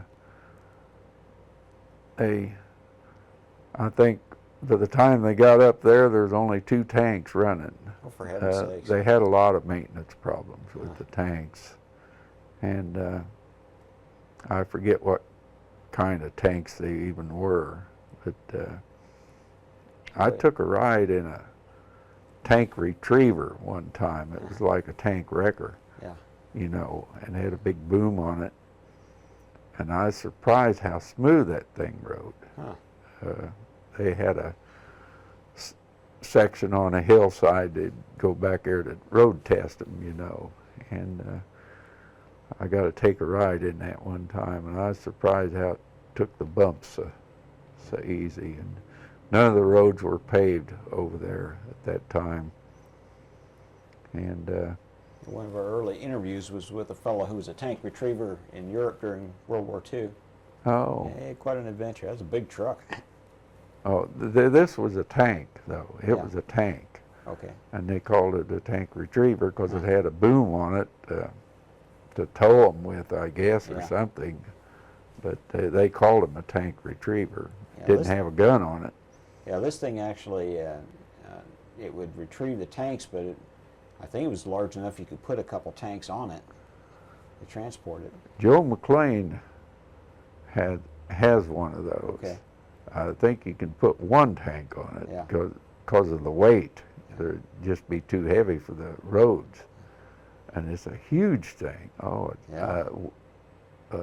Dragon wagon's what they call it, dragon wagon. But he had one of them out there at one of his military shows. Somebody brought one in there, but I think he owns one also. It's a low boy is what it is. Right, yeah. Great big tires on it. Oh, I've seen that one. He parks on the north side of the building. Yeah, Yeah. got a great big diesel engine in it, but they have to spread that weight out because them tanks weigh, what, 35, 40 tons, something like that. And them tanks were cold, too, in the wintertime. I guess they didn't have heaters in them. No. And had, I don't know, 3-inch thick turrets on them or something like that, armor plate. But they had a high maintenance problem with them. And so would you say in general that if the North Koreans had come across the line to attack South Korea that you probably would have been overrun? At that time, I don't think so. You think you could have held your own with them? Yeah, I think we were located, and with communications, we were probably close to 50 miles south of the DMZ. The DMZ was kind of jagged. I've got a map in there that shows South Korea. But like I said, the DMZ went down almost to the 38th parallel, but then it went up to probably about the 50th too. But Panmunjom, it was quite a ways up north of us, and with communications and the air power, they'd have slowed them down anyway. But we didn't do an awful lot of training. we ate sea rations 2 or 3 different occasions, but usually we ate pretty good. We had some pretty good cooks, and got acquainted with some of the mess sergeants. They'd come down and draw the rations every day, and I remember one of them made us a lemon meringue pie one time, and that's the only time we had lemon meringue pie. We had pizza one time, was the only time I had pizza in the Army. So we decided to go down and get some beer. So we did, and the cooks made us an extra pizza, our section. We sat in the Quonset hut drinking beer and eating pizza, and the captain walked in. And he let us dig a new latrine. That's awful nice of him. But I got to leave during that time.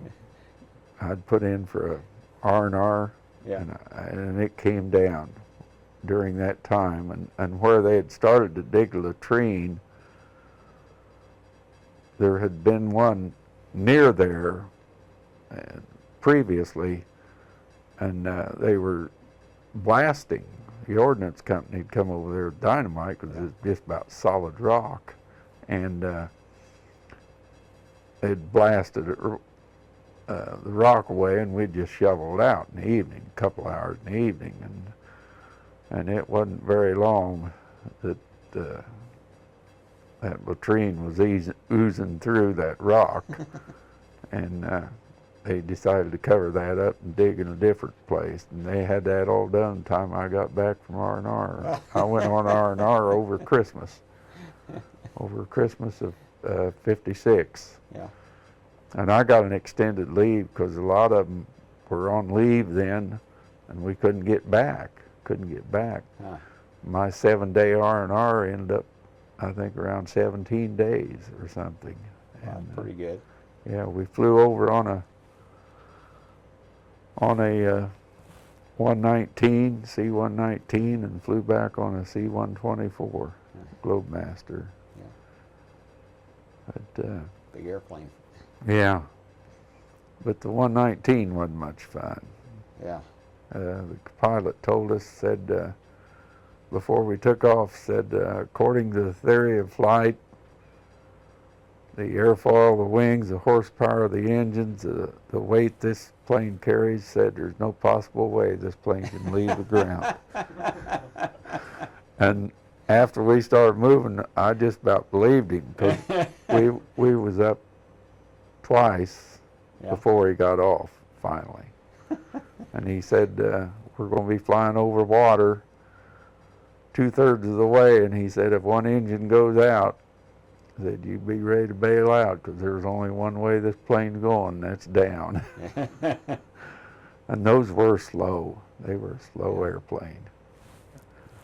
So, but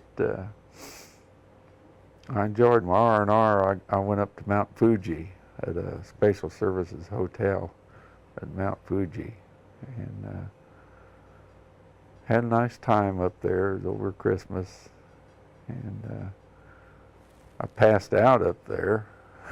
Yeah. One time I'd missed a meal or something. I was anemic anyway, and a corpsman from the Navy was assigned there, and at the hotel, and he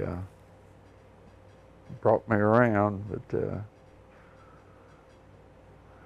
I didn't remember passing out. I fainted, but Okay. Looks like we better stop on. And while we're off camera here, you were telling us a little story about rummage sale they had it in the Navy. oh, you want me to tell about that? Let's get that on tape. That's a good story. Okay, going from Korea to Long Beach, California. Our son had just returned from a Westpac cruise, and the ship had pulled into dry dock for some repair or service to the hull, and our son and another Navy seaman was assigned to paint the mast clear up on the very top of the ship, and they had to climb ladders to get up there and use ropes, and so they were up there, and they were using air chisel guns to chip the paint off of railings and such, and they laid this sheet down below to keep the chips from falling down and hitting others that working below them. And they got this bright idea to take that sheet and paint for sail on it with a spray can and hung it from the mast of the ship. And the sheet was probably about, well, a bed sheet. And I think they painted it in green paint, yellowish green paint or something. And I've got the sheet. And they hung it from the mast, and an admiral was driving across the bridge within sight of the base there, the naval base, and he called the commander of the base and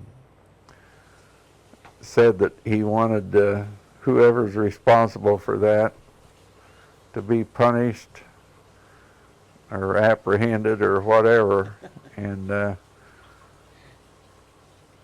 he didn't have to answer to the captain, but he had to answer to his section commander or something like that. But they did get, I think it was 2 weeks restriction to the ship. They wasn't allowed to go on past. And they were lucky in a sense. Yeah, they were.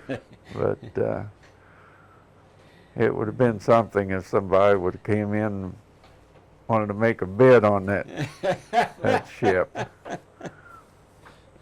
But you don't see too many battleships for sale now. The government has sold ships before to foreign countries, yeah, and then bought them back. Well, it's just recently that LST that came back from Greece.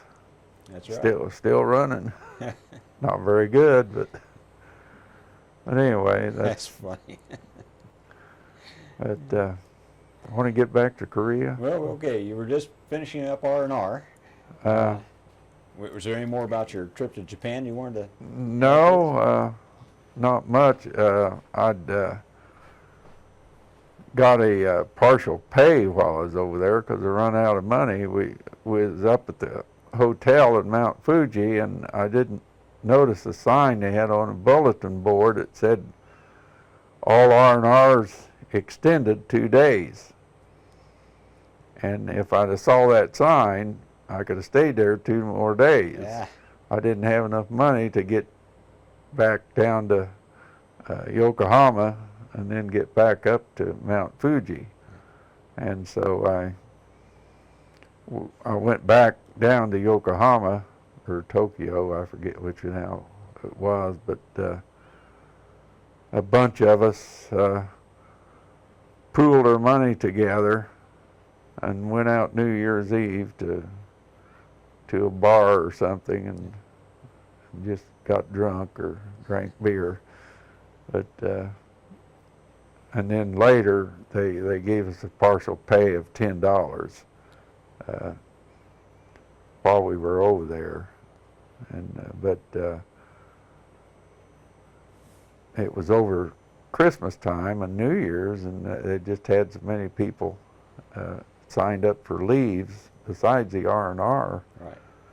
And they just couldn't get them back. They were flying some of them back and even sending some back with ship. And I'm glad I didn't go back with ship. At that time, I'd have had enough ships. But I got another story to tell about a ship, but that'll come later. But anyway, I went back to Korea, and I made PFC, I think before I went on R&R, and I'd put in for another R&R in late summer of '57, but I didn't have enough time left over there before I rotated back to the States. They wouldn't let me go. So what was your tour of duty over there? How long It was was it? 16 months, including travel time. Okay. So it was actually not quite, a little over 14 months, actual time. We got there the last of May and left the 1st of September. And we, let's see, I came home, I made Spec 3, Specialist 3rd Class, E4, just probably a month before I left over there. And most of the guys, the 2-year draftees, made E4 unless they really goofed up. And some of them even made E5. Yeah. And I knew of one guy that made E6, and I don't know how he done that. But he worked in a position that called for a sergeant 1st class, and he made that. And but nowadays you couldn't do that. But came home on the USS O'Hare, General O'Hare, and it was a merchant ship, Navy ship, but run by merchants, had naval officers. And we ate good on that ship. They had merchant cooks, and on the ship going over, they had Army cooks. The guys that were going overseas had to do the cooking. Right.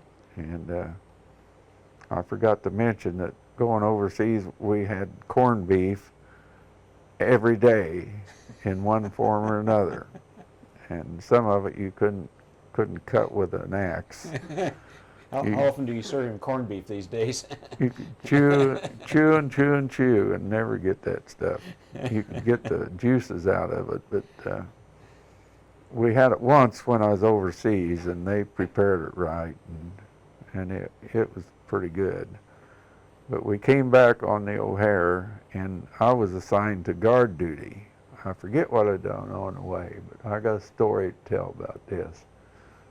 I was on guard duty, and we had 3 4-hour shifts, 6 till 6. Right. And I was on the second shift from 10 until 2. And I was up on there, and I think there was 2 of us assigned up onto the main deck, 2 or 3. And if you ever needed anything, you called for the corporal of the guard or whatever. Right. And I had to take a crap. Yeah. And I called for the corporal of the guard. Nobody came. And I called again, and nobody came. And I had to go bad. And I didn't want to leave my post, because if you leave your post, that's bad. And I saw a trash can sitting on the deck. And I had some paper in my pocket, so I hopped up on that trash can, and I took a crap in that trash can. And the next morning, after we was all done with guard mount, the sergeant of the guard called us all out.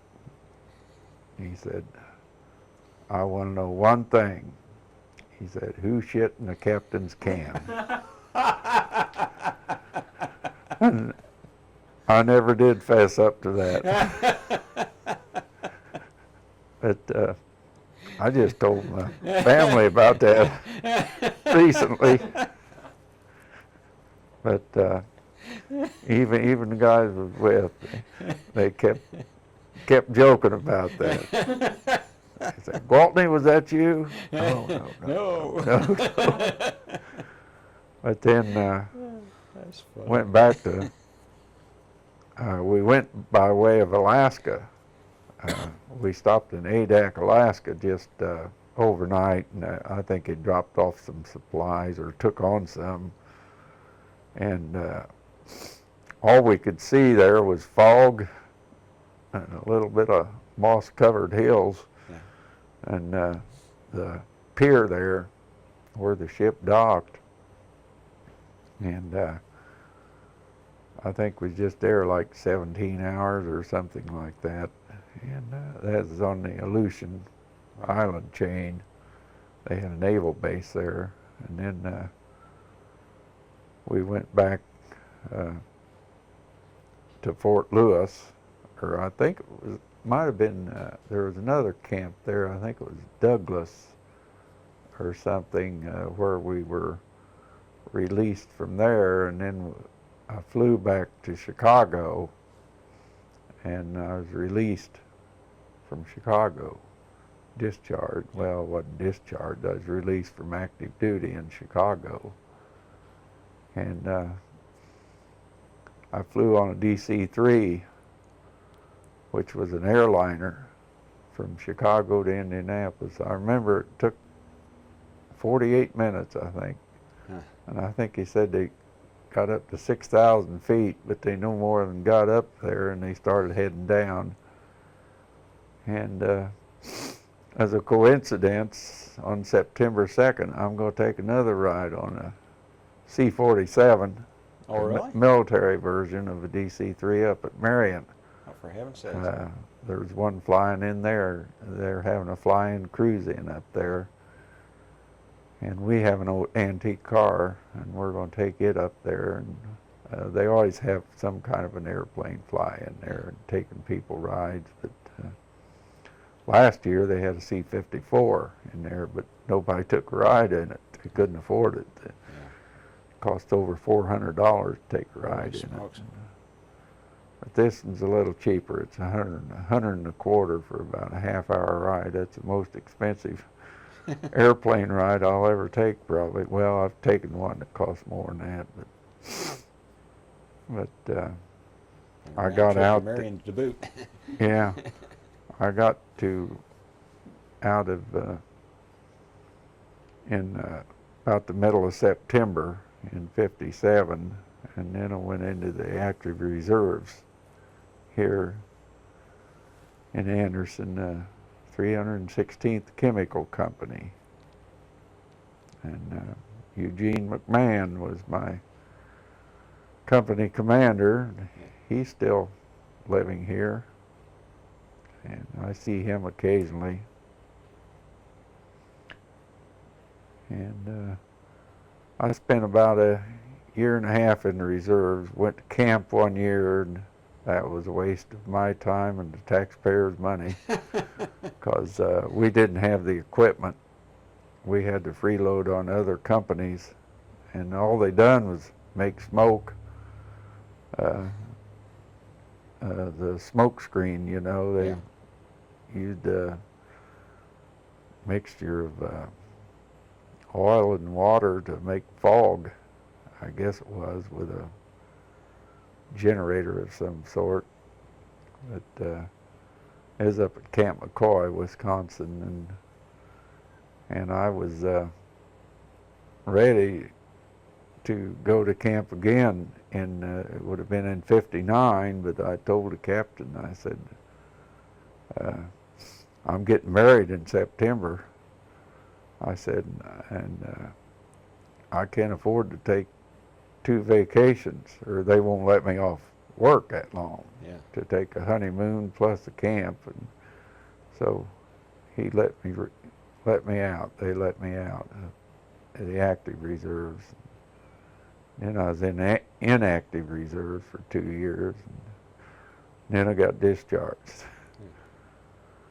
So that was my military duty. Well, I think you made the right decision on that vacation time.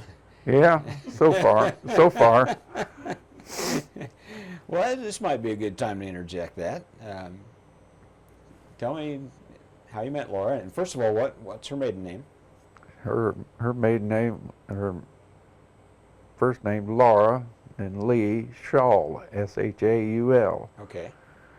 And she worked with my sister in the payroll department in Plant 1 at Delco Remy, and she was desperate for a man.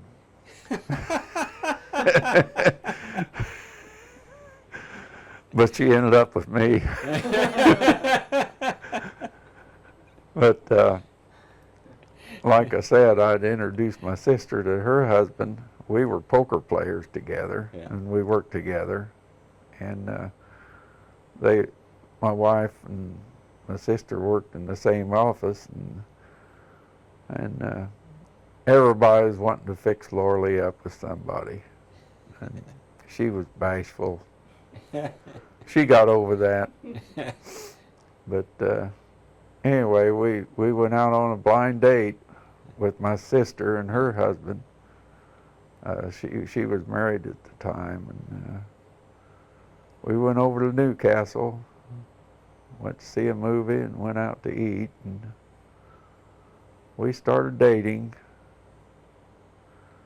and then went steady for a while, but we went together 1.5 years before we was married, and had a long courtship. We got married in September of '59.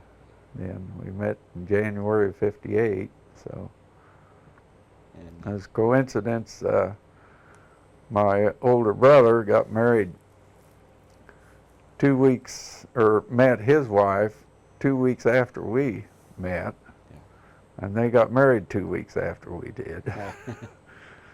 And they're both still going strong. The marriages.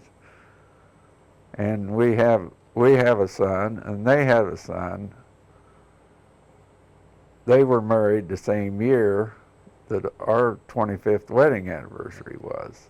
And so they put all 4 of us' picture in the paper at the same time, celebrating anniversaries and weddings. And we're going to try them maybe in a little over 3 years, see if they'll do it again for the 25th and the 50th. Yeah, that'd be great.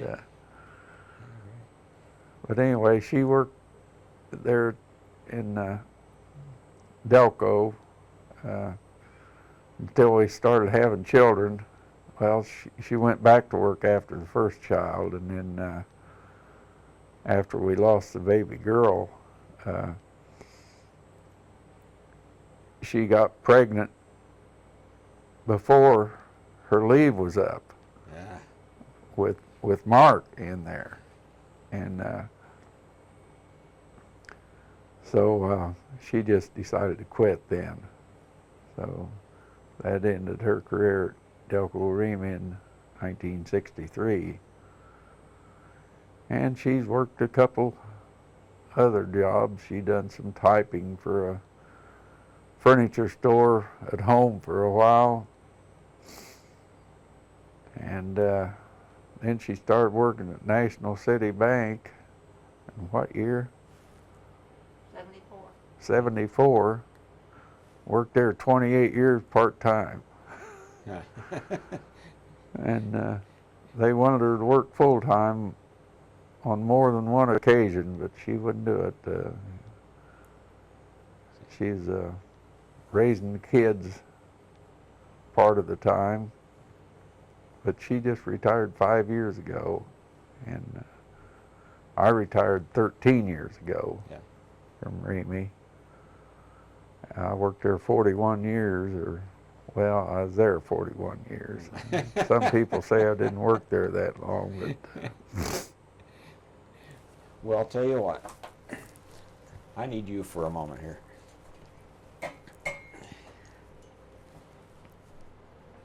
Uh-oh. Yeah. I get interviewed. Yeah, you get in the picture there too. I got some questions for you. I don't know if I was dressed up for an interview. Oh, you look great. Never seen you when you didn't. No. Okay. Get out where you can see them both. All right. Okay. Blind date, huh? Yep. What was your thoughts about this? The blind date? Yeah. Well, as his sister says, I was very shy. He was very shy. Yeah. So they were in the back seat. And Jim said he could look in the rearview mirror. Yeah. And you got to know his sister Marilyn. And she's back there doing this while we're not talking, you know. So, and he's got a great family. Yeah. I didn't have any brothers or sisters, and he was a family of 6. So I married into a good family. So what did you think when you first saw him? When I first saw him, of course, he was really super skinny. But I thought he had the broadest shoulders I'd ever seen. Because he had this white, like, sport coat on. Yeah. And that must have done it. Had padded shoulders. Ah. That's the trick, remember, John? Yeah. And he proposed to me in the Eastland Christian Church parking lot. Oh, he did now. Yeah. Right before church. So needless to say, I probably didn't hear much of that sermon. That was in our 51 Chevy. Yeah. Were you surprised? I mean, were you kind of expecting it, or just? I think I was surprised. Yeah. Yeah. Yeah. But not enough so that you didn't say, oh, let me think about it. No, no. So, you've been married how long now? It'll be 47 years in September. Wow. So, That's terrific. so. Yeah. So what would you tell folks about this guy? You've had a little experience with him here. Let's see. How would I describe him? I would describe him as a people person. Mhm. He likes, well, did you mention the Mafia? Oh, no. Okay. Of course, he grew up in Meadowbrook, and so he calls them the Meadowbrook Mafia, but he has these reunions every September. Ah. I don't know which one's coming up. Sixth one. The 6th one. Of all the kids at his age that lived in Meadowbrook, Ah. they get together at this old Ringwood Way Park. Ringway. Yeah. Oh, you know that. Oh, yeah. Yeah. And he likes, he's just a good man. He loves old cars and airplanes. And he's been a good dad and a good husband. He's a good guy. And did he tell you about being on the Tiger Cruise? I imagine he did Yeah. that. Yeah. Yeah. That was a highlight. Oh, one of my highlights to do with the military. Well, he probably told you when we went to see the USS Wisconsin. Oh, no. No, I didn't hear that Okay, one. No. we saw that recommissioned Huh. on his birthday in 88. 88. Wow. That was the most impressive thing. When that ship comes alive and they ring that bell, Yeah. that was very impressive. That was something. Is in Pascagoula, Mississippi. Mississippi. Yeah. Well, I heard a good story from a fellow who was on the New Jersey at one time. This is another veteran who's on the New Jersey. He said the New Jersey and the Wisconsin were coming into port at the same time, and one captain was saying, clear the way because I'm coming in. The other one said, no, you clear the way, I'm coming in. And the New Jersey guy said, my number is lower than yours. You get back. So they were just one number off. Yeah, 62 to 63. Yeah, I know those numbers. So he got the priority on that one. I have a collection of Navy caps. I've got all the battleships, and at one time in our, still in our Lumina, I've got all 4 battleship caps in our rear window Yeah. shelf. And they're pretty faded by now because they've been in there for several years. But we were on the Wisconsin during the recommissioning of it, and I went into PX there and bought some caps and cigarette lighters and other things.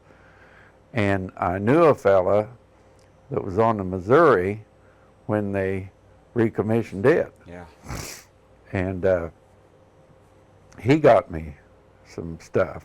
from the Missouri, and all I got from the Iowa is a cap that I ordered through a magazine. Right. I never have seen the Iowa yet. But the New Jersey is a museum now in Camden, New Jersey. And the Wisconsin is going to be out on the West Coast, I believe. And the Iowa is around Norfolk, I believe. Neither one of them are open to the public yet, but the Missouri is. They're in Hawaii. Yeah, that's the icon of the Pacific. Of Europe, it was Patton. You know, so many guys. I saw Patton, and over there it was. I saw the Missouri. Oh. Oh. I've had so many stories about that during World War II. So what? Okay, you're in this car, and she's not saying anything. What were you thinking on that first day? I was wondering whether she'd say no. Oh, I think he's talking about the first date, I'm talking about first date there. not the proposal. Yeah, what did you wonder? I don't know. And that's been a long time ago. I know. You must have liked something about her. Oh, I like her looks. Yeah. She's pretty. Yeah. And I never had dated much. Well, I hadn't either. Yeah. We was both bashful. And, And then at Delco, they would just tease you, mercifully, because I would blush, and those guys just loved that. Oh yeah. Oh. well, she was young too. She's just 18 years old. No, I was 5 years older than her. And still am. I didn't catch up. Funny how that works out. Yeah, when she started high school, I just graduated. So you were. Tell me about the proposal. I mean, you must have been thinking about this all the way. And all the way to church all the that way. You morning. had all this planned out here. well, I bought the ring on time. You must have just got it paid And- for. No, I didn't. Oh. I don't think I had it paid Oh, for you didn't. yet. Oh, you didn't have to get it all paid for before you got it. But I think I knew her well enough. I thought she'd accept it. Were you kind of nervous pulling into the parking lot? And Probably was, and I don't know if she suspected anything or I doubt it. noticed anything Yeah. different. I think her eyes was probably that big when she got this great big ring. Oh yeah, the rock. Well, that's a pretty neat story. And where were you married? Eastland, Eastland. Eastland Church? Eastland Christian George Church, Harris. George Harris. Harris. Okay. Uh-huh. Well, you must have done a good job now. Yeah, Been he together did. for quite a while. Yeah, he just passed away just not too Well, many years ago. a couple. We just saw George Harris Jr. last week Yeah, last Sunday. because they're having a special thing at East Lynn. They've got their new sanctuary now. Yeah. Said it's just gorgeous. It's open now, is it? Well, It's yeah, finished? they're in it. Okay. Yeah, they're having that Rick Purvis. He's supposed to be singing there. Oh, okay. But I think in September they're having an open house. Yeah. So I like to see it, you know. Yeah. Because we went to East Lynn and then Southern Heights for 30 years. Yeah. And then we've just been at Fall Creek 3 years. Yeah. So, now are you still at Southern Heights? No, I'm going to New Horizon Methodist Church on Okay. 53rd Street there. Yeah, Oh, right across the street, Yeah, they- almost from East Lynn. Yeah, they switched the times on us out at Southern Heights, and I couldn't start that late and Oh. get home so that Sue could go to church. Oh. Because back then John was not Oh, where we could leave yeah. him very Uh-huh. how long have you went there? I've been going there for, I guess, a couple of years now. Couple You years. know Ted King? Ted King. Did they have a band there? Or any- No. No. He's in our car club. Jim Alexander, Paul Malone go there. They're in our antique car club. That's New Horizon Methodist Church. Oh, Yeah. oh. Yeah, Isn't out it there this on one 53rd. 53rd though? Street. Yeah, Yeah. yeah. Yeah. And And some people there I know by face but not by name yet. Jana Lee Baker. Do they have 2 services? Yes. Oh, that's probably I why. go to 9 o'clock. Yeah. A classmate of mine, Jana Lee Baker, was married to Jill Baker. She goes there, or went there. I'm not sure who else Yeah. goes there. But he goes to the class of 52 reunion. 53. Lunch. Yeah. They meet for lunch once a month. So he likes all the keeping up with the friends and. I made a videotape when they tore down Anderson High School. That was my summer job Oh, in yeah. 2000 when they tore it down. I was up there every day, almost. And I took 10 hours of tape and I edited it down to a little less than 4 hours. And this included the open house that they had Oh. up there when they closed the school down. Right. And the fire I got from TV, and then what I'd taped. And I sold, I don't know, 40 some tapes I think that I made. I charged I think $25 a tape. For all the time. And then I sold some for $10 a tape. Because he still has a few. Because left. I've still got a few. Still got a lot left. I made a bunch. This video store down there by Hobby Lobby, Okay. Yeah. Yeah. They- Blockbuster. Yeah, they- Blockbuster. they would throw out some of these covers that the videotapes came in, Right. if they were damaged or anything, and some of them weren't damaged. And I'd go out there and look through the trash and get some of them covers. And then I made my own Yeah. paper. I took a picture out of one of the annuals and copied it and put a little bit about what's on the tape.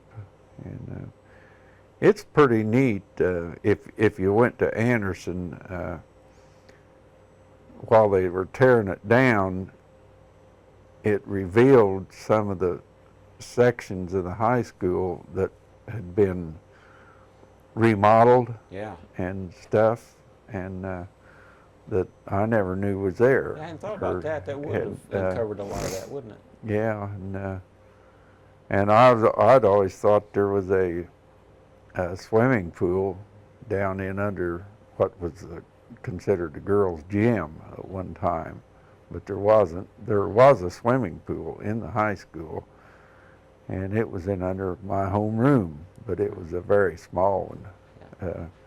I saw where it had been, but up until then, I didn't they'd know never that. let you in there. Yeah. And they had what they called an attic, and I didn't know about it. It was above the top floor, and it went all the way around the building. And the guy told me that he used to go out there and eat his lunch in that attic. And he got to it from the top level. There was a study hall up there. It had been built on later on, and it was all wood, and that's where the fire started. And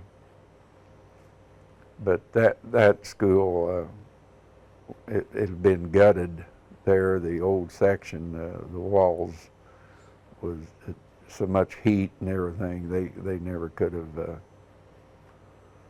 made it into anything. Now the newer section there on the west end, the fire never got to it, but probably some of the smoke did. But it's strange that when we went to school there, it seemed so big, and then you go by there and see that little lot, Yeah. Yeah. it was on. Just like Plant One. Yeah. Yeah, you know. Yeah. I guess you could say you're a history buff or Yeah, I or a belong local. He's giving us some good history here. I Some good belong to local the history. Historical Society. Well, Yeah. Don Hunt, he's Right. president of it, and he had been after me for quite a while to join, and I haven't been for quite a while. But all the programs, I don't care for all of them, but a lot of them I do. But they have some interesting programs up there, and a lot of volunteers up there that I A mean, lot of knowledge. and Don good Hunt. People. Yeah. man, he spends every day up there, He's a sharp guy. and he's Well, you're both collectors. What you collect Roy Rogers? I collect Roy Rogers. What's the most unusual piece you have, or the one you kind of value Oh, most? boy. Anything special? Well, one of my favorites is a alarm clock. Ah, It's just it was a 398 alarm clock. And the second hand is Roy on trigger, going back Oh. and forth. That's how the second. But I like paper. He was second to Walt Disney in memorabilia. yeah. And when you think Walt Disney had a lot of people to do, and Roy Rogers was just himself. And there's a lot of collectors out there, and ads. I love the ads that he's in, and the magazines, you know. And he was a role model for the both of them. They were good Christian people, and so. Yeah. we met him 3 different times. Yeah, I was going to met him. ask if you met him. Yeah, I met him. Went to the museum. They have a Roy Rogers Festival in Portsmouth, Ohio. Yeah. We met him and Dale there. When I met him at the museum, you know, you got your hero, and you're afraid. Well, when I do meet him, if he's not up to what you think he might be, Right. but he was just like talking to you, Yeah. and he wanted to know if you could take your picture, you know, one of these pictures taken with him, and so it was neat. It's been a neat. We've been doing this for our first Roy Rogers Festival in '88. Uh-oh. 3 minutes. Yeah, 3 minutes. He's quite a guy. Okay. So, and we go, okay, Roy Rogers Festival is in Portsmouth, Ohio. Hopalong Cassidy Festival is in Cambridge, Ohio. Yeah. There's a Gene Autry Festival in Kenton, Ohio. And we go to all 3 of them. You expect all that stuff to be in Texas or something? Yeah, I know. I got to, when Dale died, I got to go to the home. There was an auction. A friend invited me to go with her. So I got to see his home. And the thing I got of hers was a little New Testament Gideon Bible. Huh. And in the front, it says, to Sister Dale. And I got an angel pin that she had worn. Oh, my I word. bought that. So, Wow. and I got a shirt that belonged to Roy. You know, personal Yeah. items. I didn't buy that then. A friend got that for me. So, Yeah. so we've had fun. Hey, He dresses up like a cowboy every now and then. I got Good a cowboy. I got a gun holster outfit. Uh-huh. Fake Not a real fake gun. How fake about guns. You got a cowgirl outfit? All right. I got boots. I got a Roy Rogers hat. Yeah. It's shaped like his. Yeah. We first went, we didn't have any Western type Yeah. clothes, but I like the Western cut shirts and trousers, and And I just like I love the West, the scenery. I mean, the real West. Oh, yeah. Yeah. Well, got to stop here and switch out. And I want to get into some of your collections, Jim. I know you've got some really interesting classic cars that you've restored. And, well, or you bought them, I don't know. What's the deal I there? buy them. I don't restore them. But I've seen them at church. Well, what do you have? We have a '69 Cadillac Eldorado hardtop Yeah. right now, and that's the only antique we have now, and that's all I want Yeah. right now. The more cars you have, the more you have to work on. And we've got 2 family cars. And, What are some of the ones you've had in the past, though? well, the antiques I had when, of course, all the cars I had would be antiques now, but the first one we got was a 1951 Dodge, and I bought it. I still worked, and I bought it in 77, and it was parked in a granary up near Fowler, Indiana. And a fellow I worked with was a cousin of the owner of it, and he told me about it. He didn't know what kind of car it was even, and he just said it was an old car. Yeah. And said it was parked up there, and so I went up there one time. I took off work and went up there, and I don't know if at the time Brian went with us or not. I don't think it was. But oh no, I took a friend with me. He is a pretty good mechanic at the time, and people couldn't find the keys to it. The tires were all low, and but he hot wired it and got it to turn over, but the distributor started smoking. Oh. It had a loose wire in it, and he said, well, it's got compression and it'll turn over, so it ought to run. He said, get that distributor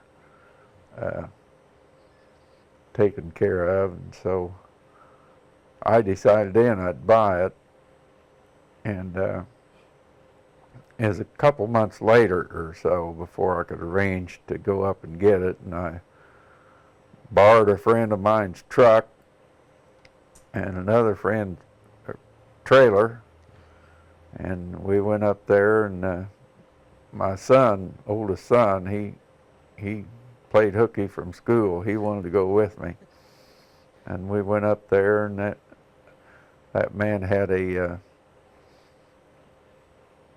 I don't know what you call it, a hoist on his, or a cable on his tractor that he could pull it up on the trailer, and he aired up the tires, and it had pigeon dung all over it. Oh. Because it had been sitting in this thing for 5 years or so. The people that owned it lived in Richmond, and didn't have many miles on it. Only had 48, I think it's 48,000 miles or something like that. This was in 77. It was a 51 model. Wow. And it had some damage on the right side. It had some surface rust, but no serious rust. And it was repairable. My friend said he could do the body work on it. And so I gave $400 for it. And we got home about 10 o'clock at night. And I pulled in a drive out here first. She looked at that and she said, "You gave $400 for that thing? And it wouldn't even run?" And it had bird all over it. You just had a streak across the hood and the top, you know, ever ceiling joist in that barn. And I took it out to my mother's house. This was in November of 77. And I took it out to my mother's house out in Meadowbrook and stored it in her garage. And the first chance I got where it wasn't real cold, went out and washed it. And it was just missing one hubcap. And the inside had mice damage to it, and musty smelling. And I rolled the windows down that winter.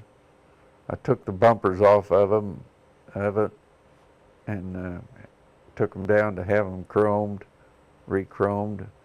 Took the distributor out and filled the engine up with oil, and it had brakes on it then, and waited till spring, and I went out there to get it. I'd taken this distributor apart and found a wire that was grounded out and fixed that, and went out there in the spring, and I'd had to change the oil in it, and got it started, and it smoked like mad from all that oil that I'd put in there. Had got into the manifold and everything, but it finally settled down and started running. And but I'd lost the brakes on it during the winter. Oh boy. One of the cylinders sprung a leak, and I rebuilt all the brake cylinders and got brakes on it after a while, and I went down to Allred's and got an estimate on painting it, and it was too much, and that was when he was in a different location. And then this friend of mine, he said he could paint it, so he lived out south of Pendleton, so I drove it out there, and he painted it. I've got a new set of tires, wide white wall tires, and put on it, and painted it maroon. It was a battleship gray.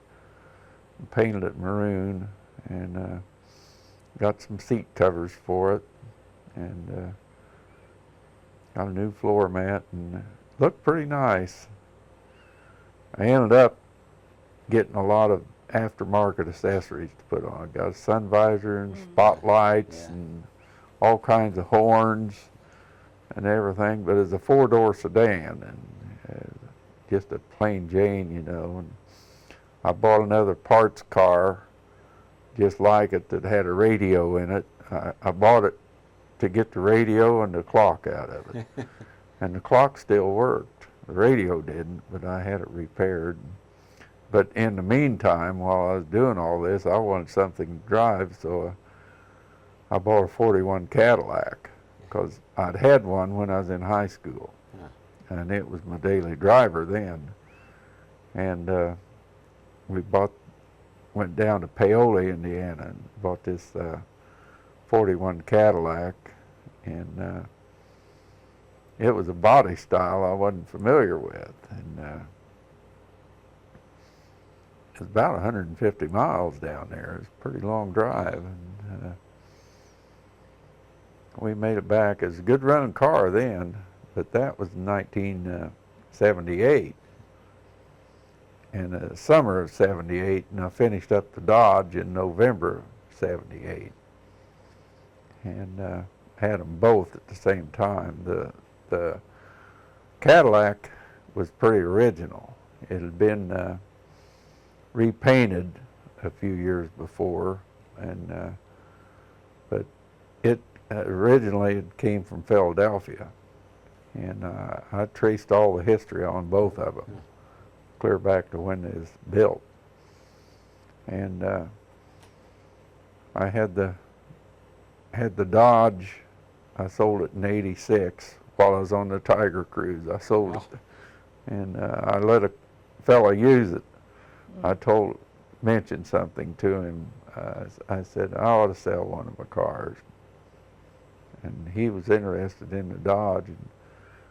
And I was getting ready to go on that Tiger Cruise, and he said, I'll come over and drive it one of these days. And I said, why don't you just take it while I'm gone? So he did. And when I got back, well, he said he'd take it. And I think I sold the wrong car. But we had the Cadillac for 26 years. I just sold it 2 years ago.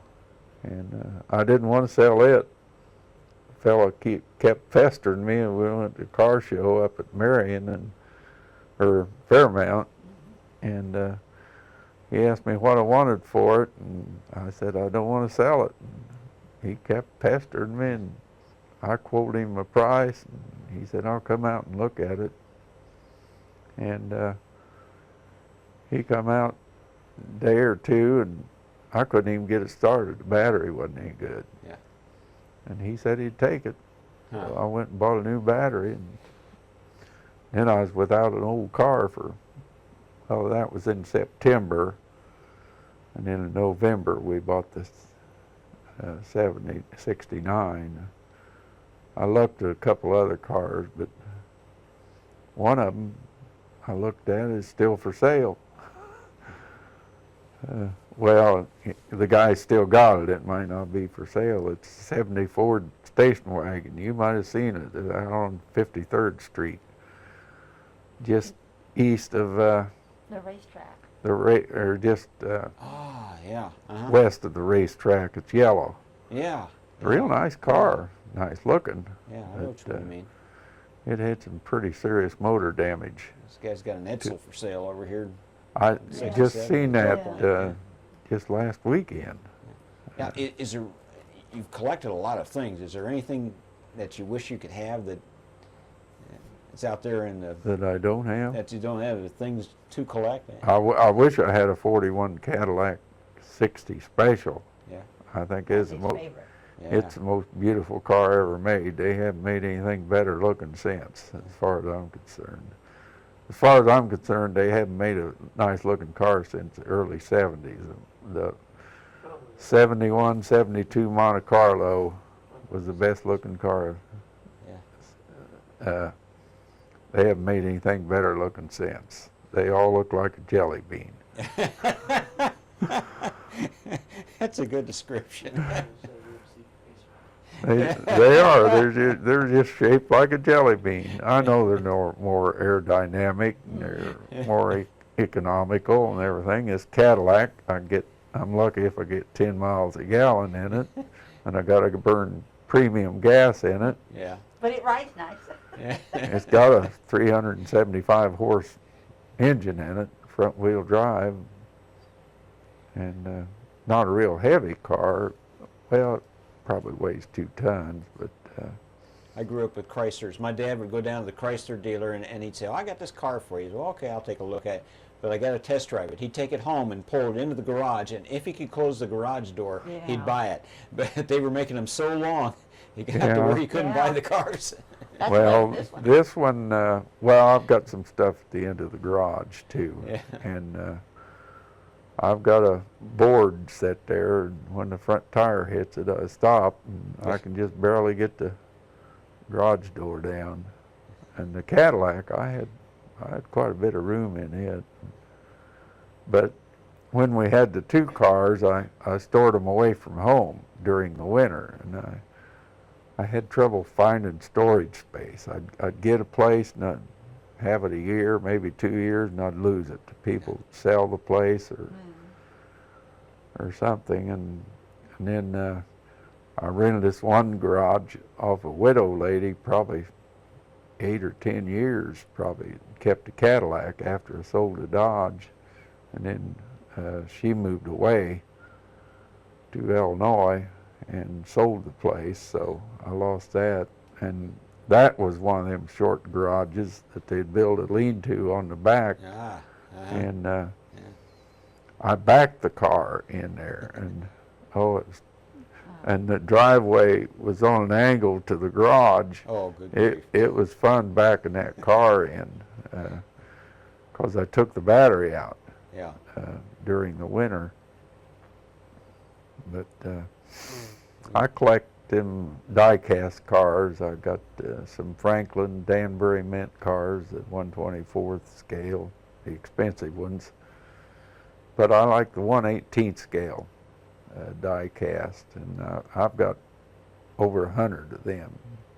And I've got about 100 on display in the den in there, and they're each in individual cases so they don't get all dusty.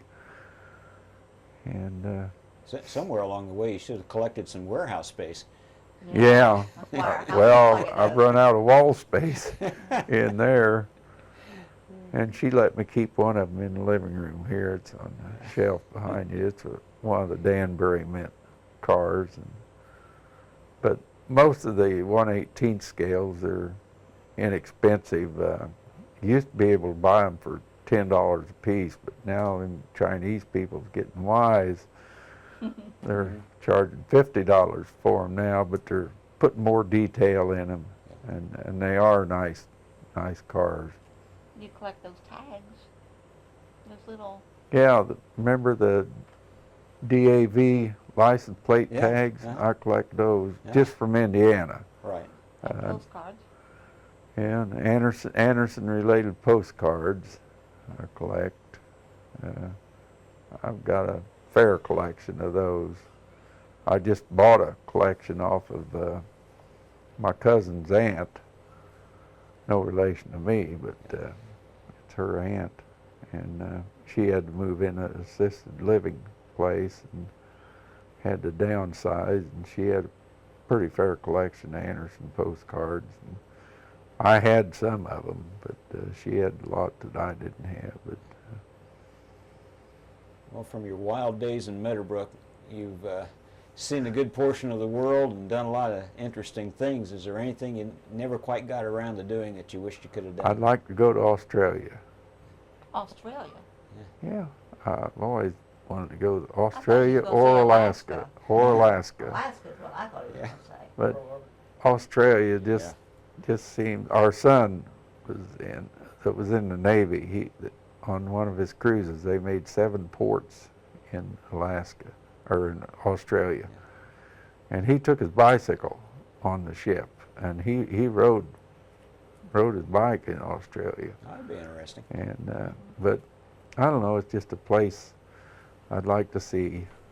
And I have a she's pen got a- pal you got a pen pal. in South Australia, Southbury, South Australia. He's a Roy Rogers pen pal. Ah, So, the best kind. yeah. He sent me a couple license plates from Australia. And I- Is there any secrets you want to know about your dad that we can get on tape while I got here? I think so. Okay, can't think of it. No, I don't think so. Give Mark- me the opportunity while we can. Mark, he loves softball. He plays church softball. He Play- loves sports. Yeah, he wasn't much into sport. Yeah. Yeah, he's a basketball fan. Any Yeah. kind of sports. He didn't get it from me, but Yeah, Mark and I go to basketball games together. Ah, I'll have to add this. I've had season tickets at Anderson High School since, I started in '53. So it would have been the '53, '54. Had them ever since. And then when our oldest son was ready to go to high school, he was going to go to Anderson, they Yeah. switched us. And we was in Highlands District. I was crushed. But anyway, so he started, he graduated in '79, so he started in '73, so I got tickets there. So now I have season tickets both places, and still do. So, and when you have a game where they're both the same night, you pick who you think's going to be the best game. yeah. Okay. So, Yeah, it used to be you had to wait till somebody died before you could get season tickets to Anderson High School. Yeah. It's not like that anymore. I got good seats though. Yeah. Got real good seats. Got good seats both places. So, and now we've got a grandson at Highland, so that's fun in the band. So, Well, that's a lot of work. Band. oh yeah, A lot of work. I Parents just went and to students. band day Wednesday, and Mark and I are the basketball fans. We go to all the games together, and he doesn't. the last basketball game I went to, I ended up in the hospital after that. That's when I Oh, Ah, had the knee problem. yeah. yeah, it'd be a little hard climbing the bleachers these days. Well, I didn't sit in the bleachers. No. I sat down on the floor in In the the handicap Yeah. place because I had arthritis in my knees, and it's hard for me to climb the bleachers. And they tear up my back anyway. Yeah. And it was on a Saturday night, and came home took a shower, and I went to bed. It was late when I went to bed, about 1 o'clock in the morning, and I woke up about 3 o'clock. I had to use the bathroom, and I thought, boy, my knee feels funny, and I couldn't move it. And she helped me out of bed into the bathroom, and that was on a Sunday morning, and we didn't go to church. And I went to the doctor Monday, and they gave me a cortisone shot, but that didn't do any good. And then I went to emergency on Wednesday, and he stuck a needle in my knee and pulled out a bunch of poison infection in there, and they done a culture on it, and they took me right down to surgery right then. They cut it open, cleaned it all out, and I was in the hospital for a month. Ouch. The whole month of February. And Well, it's a good month to be in the hospital, I guess. yeah, it's still not, I can't, and I need a knee replacement. I knew I was going to have one, but because I had bone on bone, but it's getting worse, and I'm trying to put it off until November. Yeah, I want to do it in the winter time. I'm hoping that it lasts that long. Well, we probably invaded your house long enough, unless you've got Yeah. something else that you'd like to add to it. Oh, Anything else you want to I add? can't even think of any. Of course, I don't know what all you. I enjoyed doing this. As mentioned, Don Elwood, he talked me into joining this Korean War Veterans Association. I don't consider myself a veteran, not of a war zone Well, anyway. What counted was I mean, first of all, it's still going on. It's not really officially over. It's just Yeah. a truce.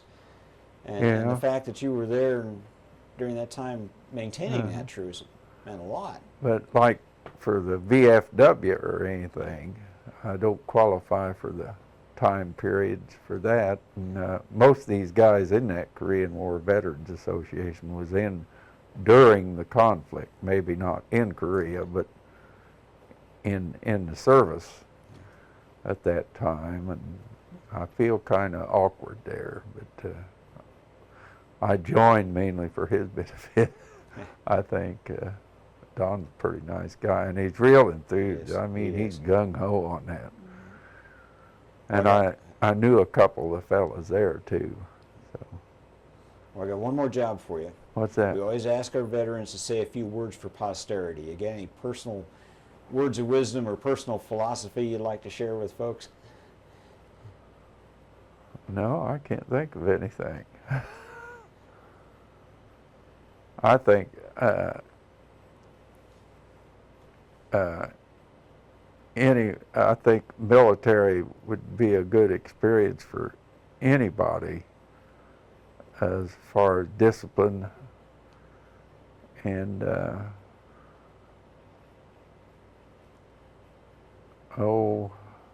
getting in a routine or something, and being off on their own.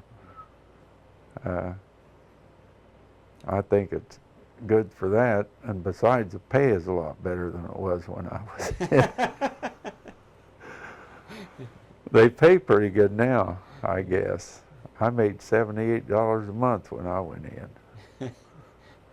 And I got up to 99, I think it was. I almost got up to triple digit. But now, I don't know, I imagine a Spec 3 or an E4 would probably make $2,000 a month. I don't know exactly.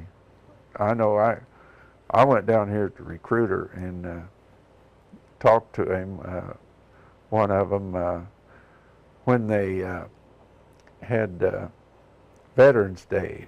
They had a ceremony at school, and they invited veterans there, and they had a couple of recruiters there, and another master sergeant talked about it, and I went into a hospitality room there, and they had these two recruiters in there, and I asked him if either one of them ever served in Korea, and this one said he did. and he's a recruiter down here, and I went down there and talked to him a couple times, and he married a Korean woman, and he's been in, I think, 16 years. He's I think a sergeant first class. It's actually an E7. They've changed the pay grade since I was in, but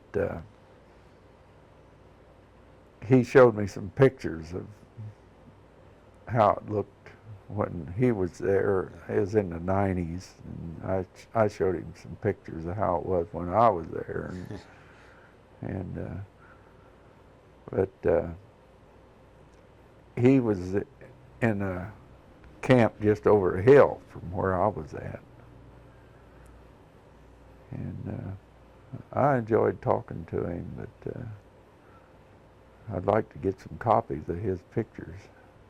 A couple of them showed buildings that were there when I was there.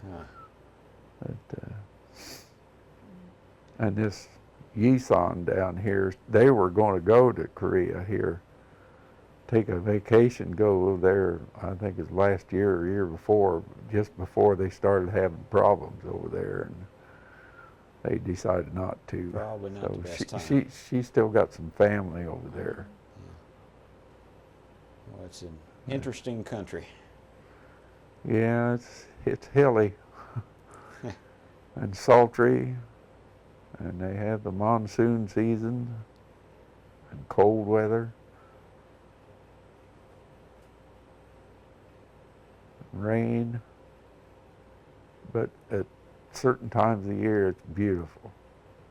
You're right before the rice harvest, you see all these tiers of rice paddies up on a hillside. It's beautiful.